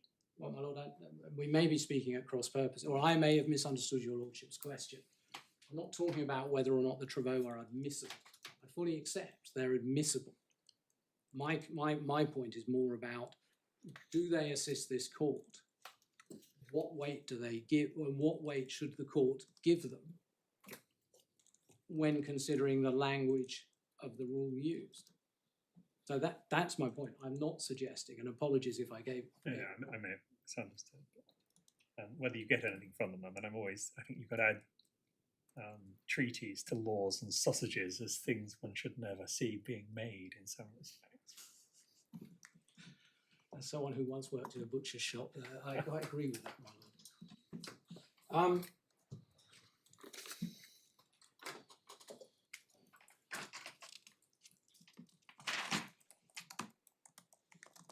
My lord, I had been intending briefly to take you to the Russian and the German text, but I think if you read them, that my learned friend referred to, but I think if you read them with the submissions I've just made in mind, I don't actually need to take you to the text themselves. Just in relation to the French text, which you now have in the Supplementary Authorities Bundle, tab 3 of page 50. Sorry, tab 3, my lord. Of the supplemental. And the equivalent, well, sorry, the French text for Rule 14 is at page 61.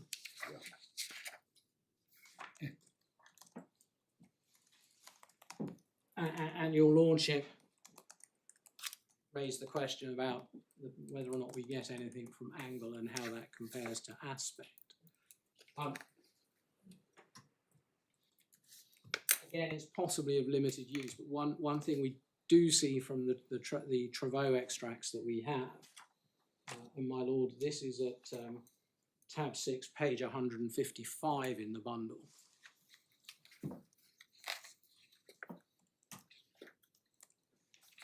And if one goes through to page 157,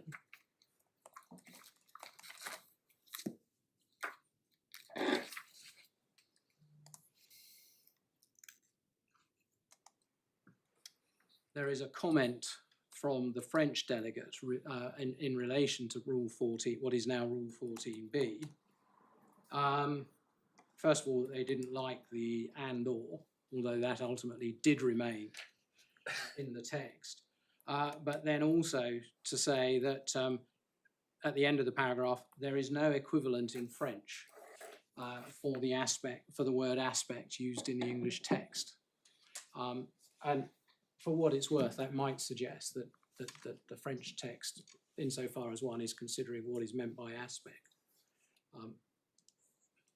has to be read with that caution in mind.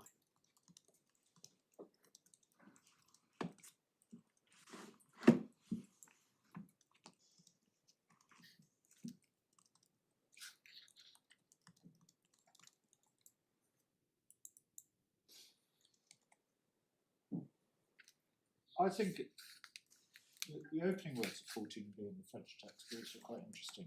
So the translation, or the equivalent of deemed, is one must consider that such a situation exists when, which gives some colour to what is meant by deemed. It's as I think it's common ground. It's not a counterfactual deeming. It's if you have this situation, then that must be treated as. I'll say that Rule 13b, doit se considérer, uses pretty similar language Yes. for what is a deeming privilege. Well, but my lord, in a sense, I'm not sure that takes us into the language of that is not exclusionary language. On doit considérer. To the extent my French is still reasonably okay, one has to consider. Well, yes, of course, if you're in a situation where you think you may be in a head-on or nearly head-on situation, the factors that are in Rule 14b are factors that you ought to consider in determining whether or not you're in a head-on situation. But it doesn't say they're the only factors you need to consider.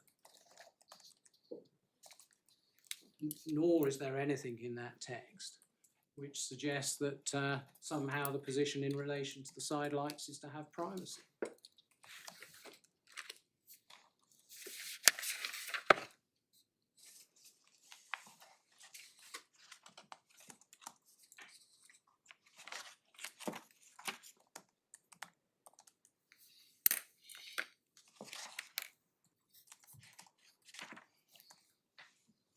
My lord, I was then, having dealt with the Travaux,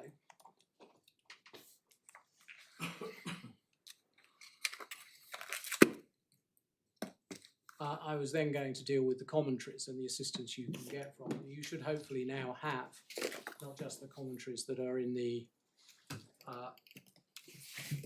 in the authorities and the supplementary authorities bundle. I gather that steps have been taken to give you the extract from the old edition of Marsden. And indeed, which I should say is easier to read in some ways than in its structure than the new edition. We have that online. Have we been given hard copies of that? Oh, it's these ones. Yes, thank you very much. And the You say extracts- extracts. We appear to have the entirety of chapter 7. Well, that is in a sense an extract, but it gives you, that was what was before, we were asked for the authority that was before the trial judge. And that was what was before the trial judge. Well, actually, it was the one he referred to, the passage he referred to in his judgment. I don't think it was the entirety of chapter 7. Anyway, not to worry, but I was a bit surprised when these came through this morning and my clerk said it's 189 pages, shall I copy it? I said, no, we'll wait and get the copies from the clerk. But Well, anyway, well, so again, if tab it- 2 of this is chapter 7 of Marsden as it was before The trial judge, the trial judge. yeah, before the new edition. So this is the 15th edition. Yeah.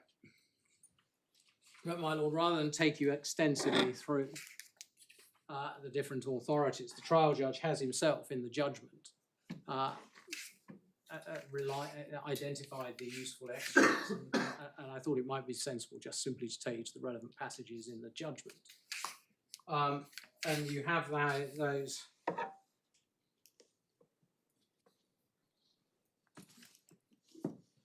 at tab 8.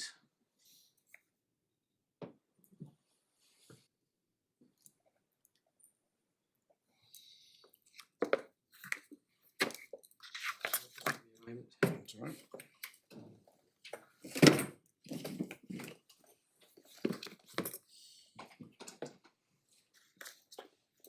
My lord, in the context of Rule 14, can I commend to you paragraphs 107 and 108 of the judgment, which are on page 184, Yeah.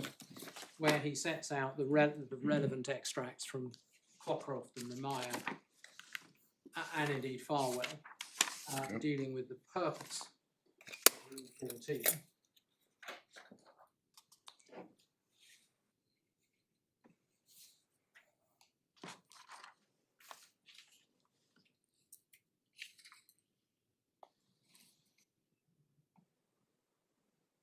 And then dealing with, and then turning up forward to paragraph 149 of the judgment, which is at page 195, where he refers to an extract from Farwell, which you have in the authorities bundle at tab 19, page 386 and following.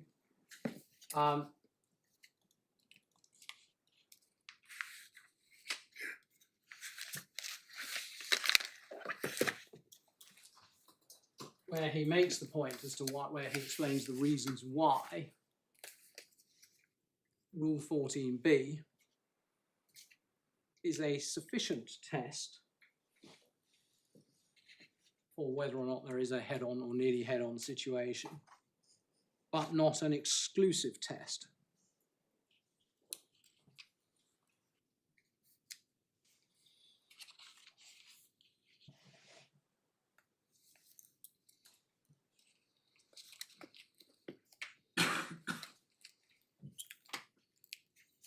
So that's paragraph 149. Did you say? 149, 140 and 149 and 151 in the judgment, pages 386 to 389, tab 19. If you want, if your lordships would like to look at Farwell in its original form.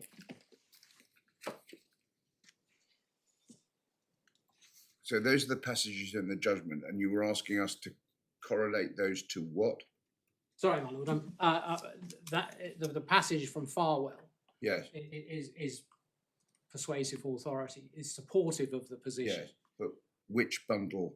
The new one or the Farwell, my lord, is in the original authorities bundle. right? Okay. So Tab 19. tab 19. Thank you. And the page for that was. 386, my lord. Thank you. Sorry.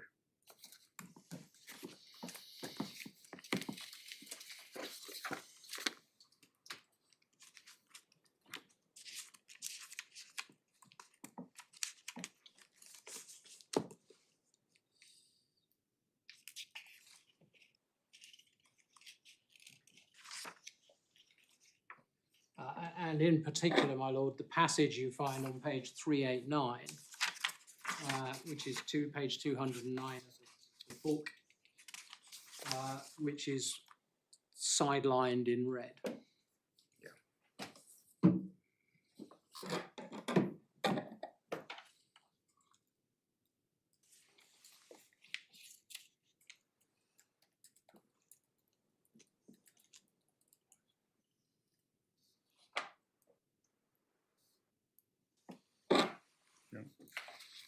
And then, my lord, you have at paragraphs 124 to 125, extracts from Hurst's book on collision regulations, setting out the importance of Rule 14C. They're the passages that I think my learned friend took you to yesterday. And you do now have the extract from Hurst in the new bundle that's been provided to you.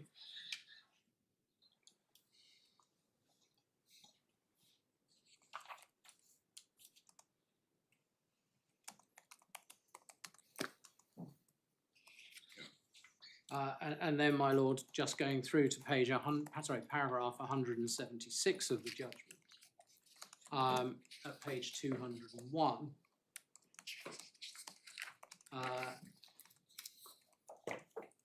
you have the reference to the extracts from Cockcroft and Meyer, and again to Farwell, dealing with the and/or issue. And which again provided support for the judge's conclusion that and/or is to be read disjunctively. Now, since the judgment has come out, we do now, of course, have the new edition of Marsden on collisions. Two editions coming out fairly closely after each other, after a bit of a gap before that.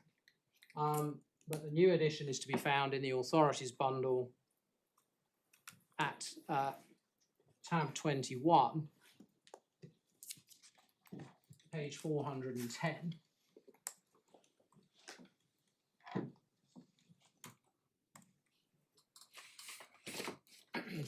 It's now edited by Mr. Andrew Tettenborn and Mr. John Kimball, King's Counsel.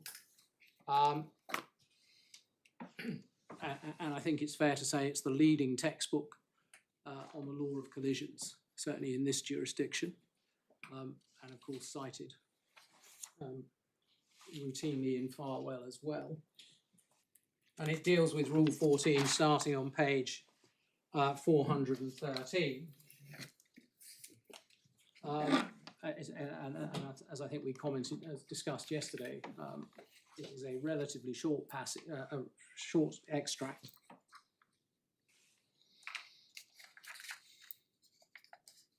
Two points to note. First of all,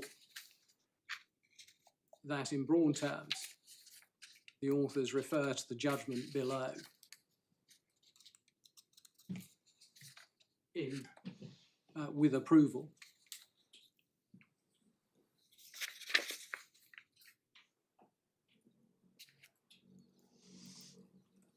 And we say that is something to keep in mind when one starts looking at the articles of Captains Hurst and Thornton that you were also referred to yesterday.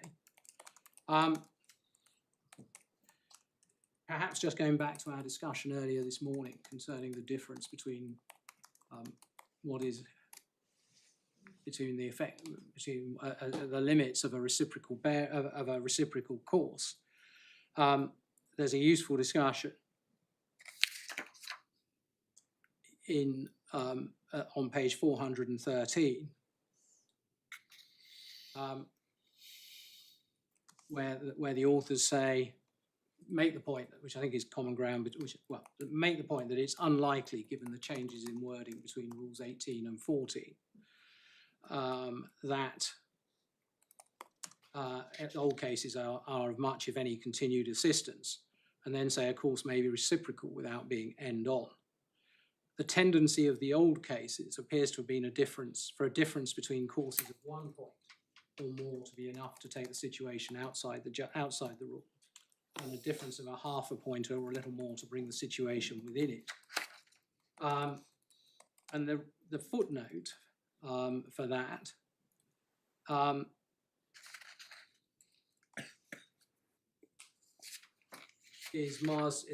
refers to the 11th edition of Marsden, published in 1961. So it's quite clear that the cases that are being referred to there are all under the old version of the collision rules, or indeed previous editions, rather than under the 1972 regulations. They then go on to refer to the judgment and say this: it was said that the inference from this passage in the 15th edition was that a reference to vessels being on a reciprocal or nearly reciprocal course in Rule 14A is intended to give the rule a wider ambit than the old end-on rule had. In other words, a head-on situation applies to a wider vector ahead of a vessel than the vector created by a difference of 5.75 to 6 degrees under the old end-on rule. And then it goes on to say, the inference is correct.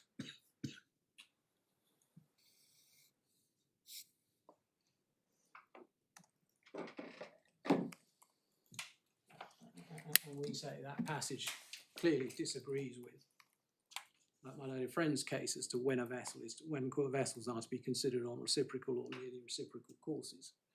It also provides support, should it be necessary, for the judge's conclusion that in circumstances where the masthead lights were in line or nearly in line and their relative bearings were 5 degrees or less, a reciprocal course of 7 degrees, sorry, a difference in reciprocal courses of 7 degrees comes within the meaning of what is reciprocal or nearly reciprocal.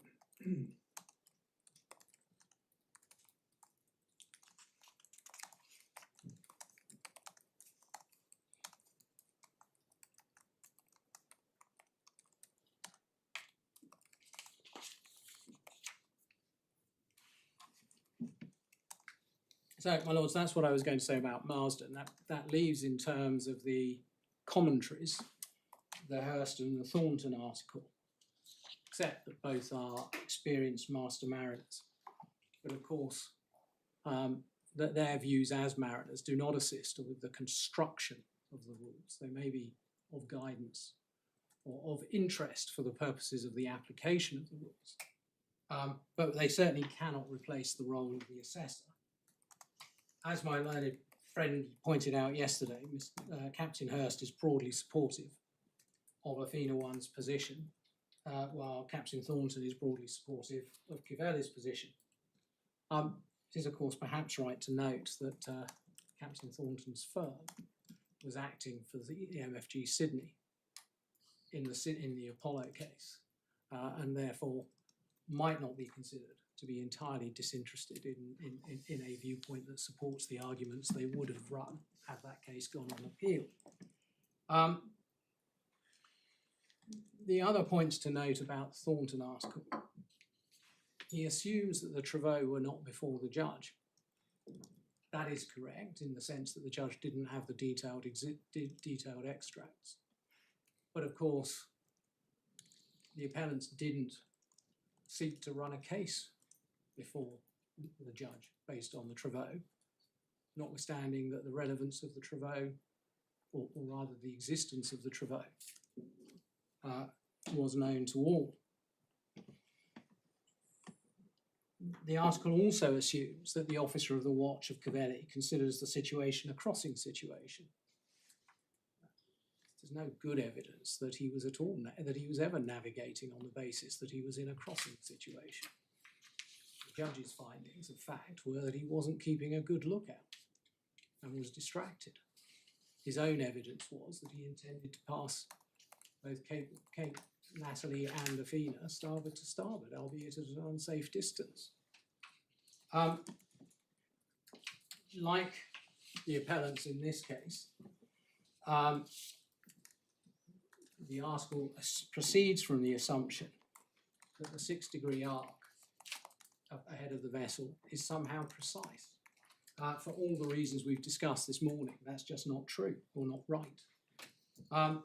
And there's also no good explanation given as to why masthead lights are not an equally precise way of identifying whether a vessel is ahead or nearly ahead, where they're in place, by looking at whether or not they're in line or nearly in line. That's something a prudent master mariner, an experienced master mariner, amateur sailor, will be well experienced in doing. And if you are looking at the Thornton article, it is perhaps also worth looking at the passage from in Captain Hurst's responsive article, which you have at tab 24 in the bundle, which starts at page 491. Sorry. Starts at page 491. Starts at page 488, my lord.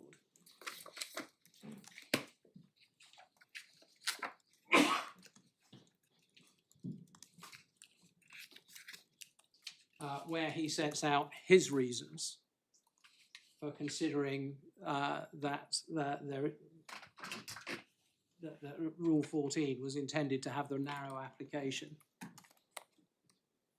Sorry, where he sets out his reasons for disagreeing with Captain Thornton as to why there is no within 3 degrees of the bow test.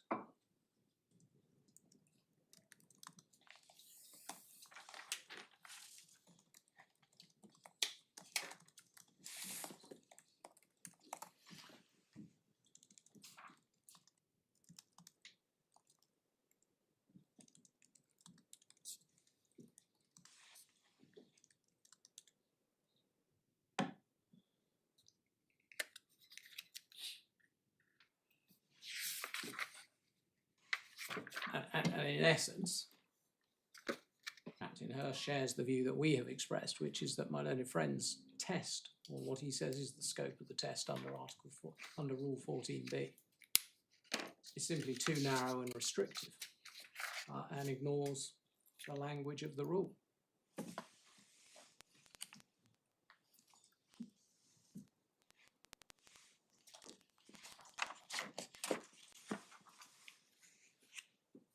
So, my lords, unless I can assist you with the commentary any further, that was my review of the materials that are relevant to the construction of Rule 14. I'm going to come now to the detailed grounds of appeal and deal with those briefly, if I may. I think I've covered most of the points that arise in the discussion this morning. It's right to say that so far as there are challenges before you as to what the judge decided on the facts, he had the detailed advice of the assessor going to how the assessor believed the rules should be applied, not construed but applied, and how they would be understood by a competent mariner, a prudent mariner, when they are applying Rule 14. And my lord, you have that. If I can just give you some references at this stage. It's the core bundle, tab 8, and then it's the answers to questions 2 and 3 at pages 245 to 247. The answer to question 8, 251. Sorry, at page 251, and the answers to questions 10 and 11 at paragraphs 251, sorry, at pages 251 to 252. And we say that when one looks at how the judge applied Rule 14, it is consistent with the advice he has given. And we say, when you look at the notice of appeal, and when you look at the skeleton argument for permission to appeal, at no point does it say in terms that the judge was wrong to rely on the advice of the assessor, and that that is a ground of appeal.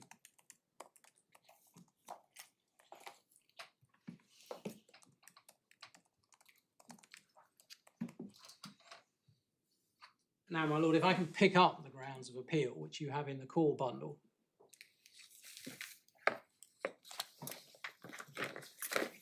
at tab 5, page 121. Starts on 120. My bundle anyway. Sorry, in the core bundle, my lord. Yeah, core bundle, tab 8. No, my lord, tab 5. Yeah, sorry, tab 5, page 120. 121. That's into ground one. Well, sorry, my lord, the grounds of appeal start on page 120. Yeah. Ground one starts at the bottom of ground. Yeah. So apologies, my lord. Sorry. I was leaping straight to each of the individual grounds. Yeah. And what I was going to just briefly do is deal with ground 1.1 first of all, which is effectively the definitional issue, was addressed by the judge at paragraphs 132 to 158 of his judgment. And unsurprisingly, we adopt his reasoning for the purposes of saying why ground 1.1 should fail. We say that his reasoning, for the reasons we've already shown, is consistent with the language of Rule 14 specifically, and also with the language of the rules more generally. It's also consistent with the decision in the Apollo and the Eversmart, for the reasons we've given, as well as the guidance that one has in the Malosia 1993, in the Malosia 2, paragraph at page 50, and the reference for that is the Authorities Bundle, tab 5, page 30.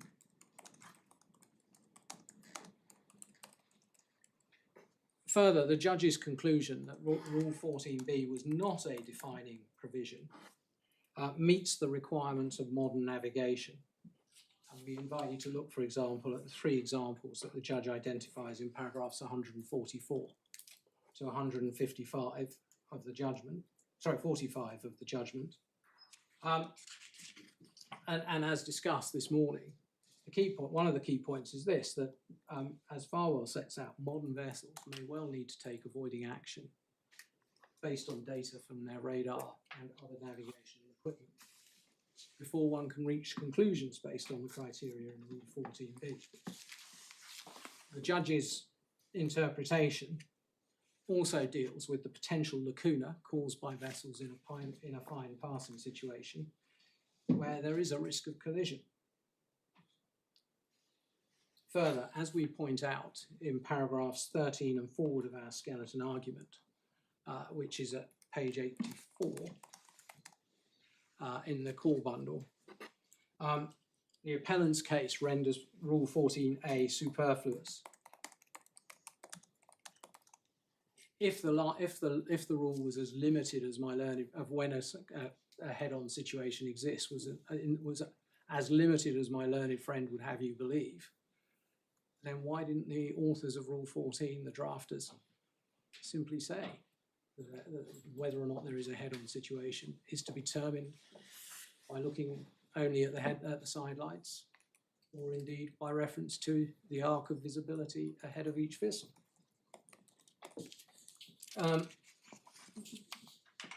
Rule 14b uses different language to that found in Rule 14a.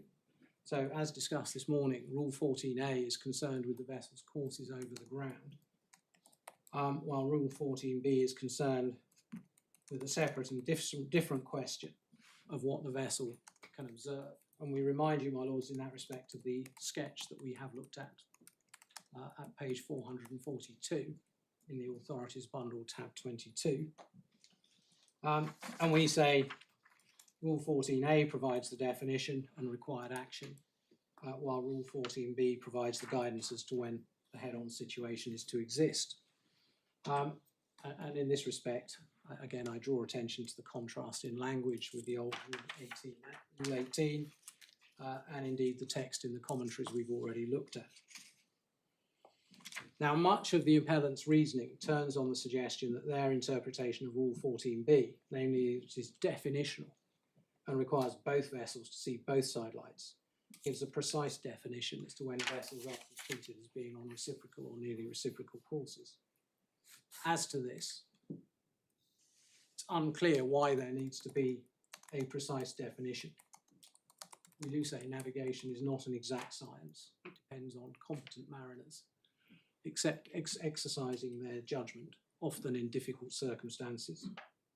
In any event, a definition based on the overlapping arc of sidelights is not precise.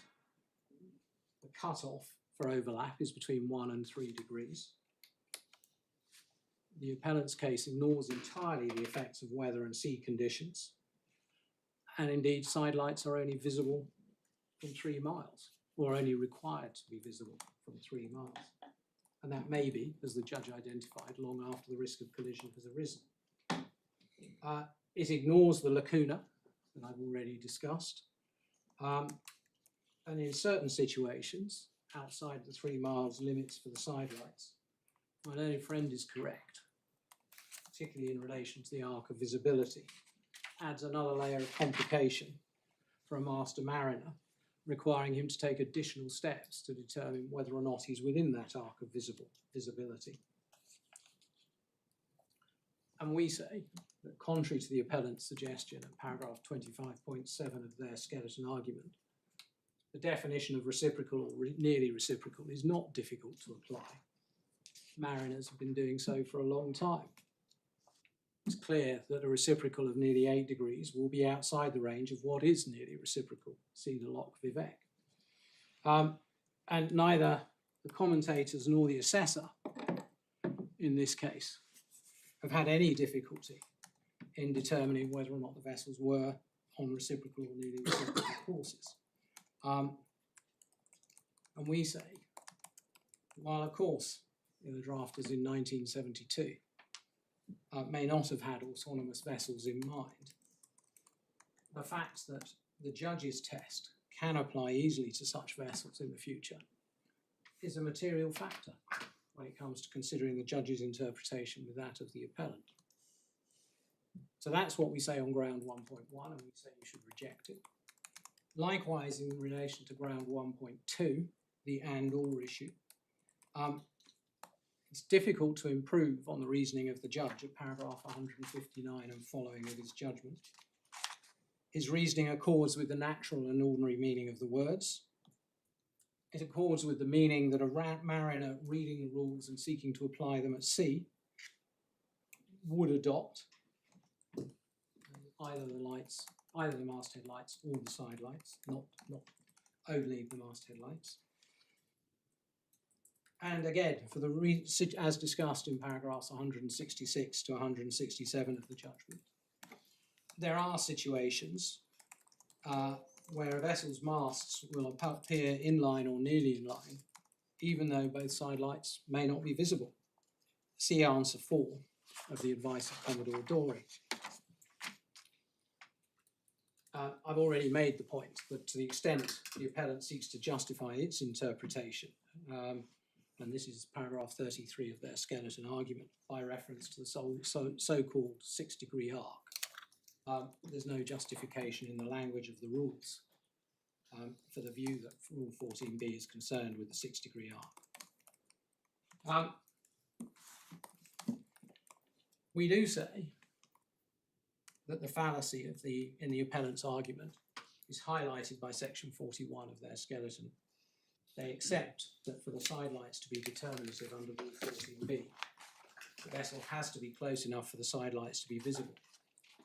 But as we say, by that time, the risk of collision may have been in play for some time, and the officer of the watch may, by reference either to the aspect of the vessel or her masthead lights, have already determined that there is a head-on or nearly head-on situation, which, if that is the case, requires them to act irrespective of what one sees of the sidelights. So just on that point, is your argument similar to your ground 2 point, that it creates the potential for an unnecessary transition, where you think if you're the master on the watch, you can see the mast lights in line, you're in Rule 14. You then get within range of the side lights, and suddenly on the alternative construction, if you can't see both of them, the scenario changes. It's certainly in line with that. It's in line with my overarching provision that the test that my learned friend urges on you creates confusion as to the application of Rule 14a. I think my position on ground 2 is slightly different in the sense that I do say that if you're in a head-on situation and there is a risk of collision, it cannot be the case that a change of your manoeuvre, a manoeuvre by one or other vessel to comply with the rules, alters which rule then applies, because that would put the officer onto the watch in an impossible position.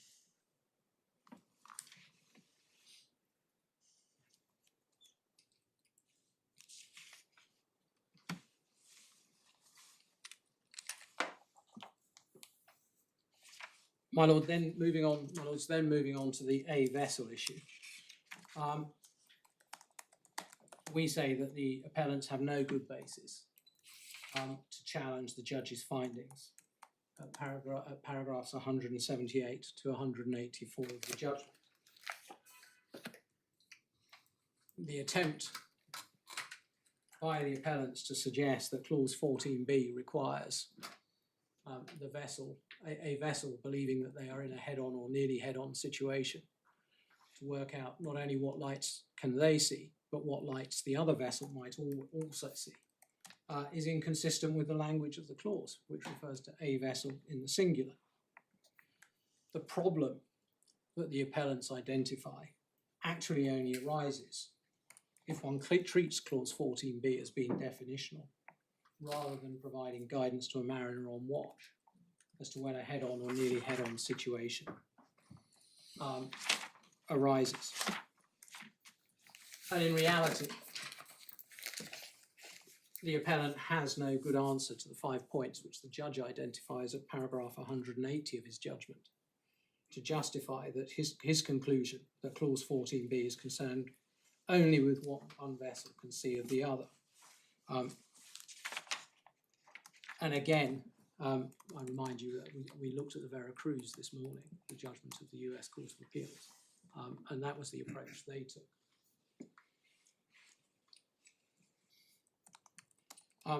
Ground 1.4 deals with the judge's conclusions in Rule 14c, and we say that the judge was correct to hold that the appellant's argument on this point, namely that Rule 14c didn't apply to govern the situation, but only to determine what one vessel should do if she was in doubt, is contrary to the whole structure of Rule 14c. And again, we adopt the reasons the judge gives at paragraph 187 of the judgment. Further, as I pointed out this morning, the reality is that if one prudent mariner is in doubt as to whether a situation is a head-on situation or not, the prudent mariner on the other ought also to be in doubt, or is likely to consider that there is a head-on situation because the vessel's courses are reciprocal or nearly reciprocal. Either way, both vessels should be turning to starboard, and what you can't have is a construction of Rule 14 which somehow permits a vessel to turn to port in circumstances where there is a risk of collision, and that very turn or turns creates the situation that leads to the collision. And we say that's borne out by the facts of this case, my lords, and we refer you in that respect to the judgment at paragraph 224.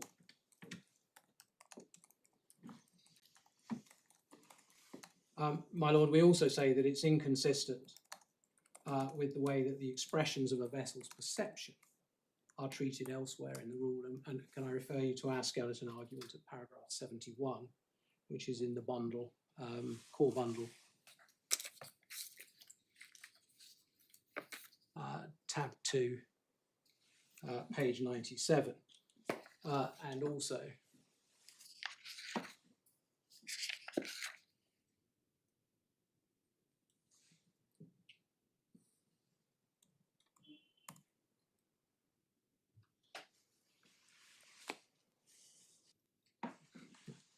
so, my lord, that deals with ground 1.4.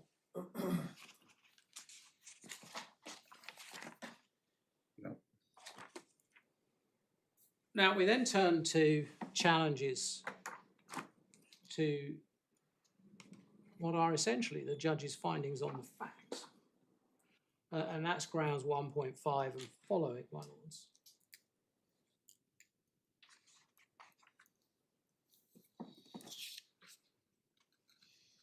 Yeah. And that is essentially that the judge gave no sufficient weight to the fact that KIVELI could only see the starboard aspect and the green light of AFINA I. Well, of course, my lords, that's not really a question going to the construction of Rule 14. And it's a matter for your lordships whether you consider it appropriate to even entertain the idea of interfering with the judge's evaluation of the evidence that he heard on this point over 3 days. And I do reiterate that this is made in this challenge, both the challenge in grounds 1.5 and 1.7 are made in circumstances where KIVELI does not expressly challenge the judge's acceptance of the advice received from the nautical assessor. And my learned friend says, well, it's enough, look at our grounds, they impugn the judge's finding based on that advice. And therefore that's enough to challenge his reliance on the advice. But we say, no, that's not good enough. If you're going to say that the judge was wrong to accept the advice of the assessor, that ought to be spelt out. And if I need authority for the proposition, it's the Savina that we looked at the other day. And we say that what is clear from the judgment is that the judge did weigh up all the evidence in assessing whether at C-22 there was a head-on situation for the purposes of Rule 14. And my lords, I invite you to look again at paragraph 220 of the judgment. Because at the time, at C-22, both vessels' mast headlights were in line or nearly in line. The vessels were on nearly reciprocal courses. The relative bearings between the vessels was less than 5 degrees. Even on the plots now attached to my learned friend's skeleton argument, AFINA I was in a position where it was possible for her to see both of KIVELI's sidelights. And if I can just give you the references to the relevant plots, my lords, it's in the call bundle, tab 1, pages 34, 40, 46, and 52. And I think we looked at... And you say those show what? They show, my lord, that, as I think my learned friend accepts, at C-22, AFINA I could see both sidelights, or was in a position to see, perhaps more accurately, both sidelights of KIVELI. Yeah. Looking at ground 1.5, the figures don't seem to be right, because that says KIVELI was 5.6 degrees off the starboard bow at C-22, but it was actually 4.9. My lord, that's correct, and I apologise. I should have corrected it. Those were taken. They're from slightly late. They're from slightly later. They were taken from slightly later, and that's our part. So just to catch up with my lord, which is the correction? At 1.5, 3 lines from the bottom, is it? Instead of 4.6, it should be 4.9. 5.6 should be 4.9. Is that right? Yes. 7.3 should be 7. Yes. And 5.6 should be 4.9. Very much. So we say, my lord, when you look at the judgment as a whole, it's quite clear that the judge had considered in his reasoning the fact that KIVELI could only see a green light, or was it, again, let me put it this way, was in a position where she might see a green light. Of course, all of that has to be read against the background of the judge's findings as to the failure of lookout by the officer of the watch on board KIVELI. So we say, for the reasons set out again at paragraph 74 of our skeleton argument, that the judge clearly was entitled to conclude on all the evidence that the vessels were in a head-on or nearly head-on situation, even if my learned friend is correct, that Rule 14b is definitional. And even if he is correct, one has to look at the sidelights rather than position with the masthead lights. Now, my lords, I'm conscious of the time. I can deal with ground 1.6 very quickly, I believe. So I'm in your lordship's hand as whether you want to come back at 2, and I'll do No, it if you then. could, because that is fast. So you've dealt with 1.5 and 1.7. So if you're quick on ground 1.6, then do that now, please. Well, my lord, this is a challenge as to whether or not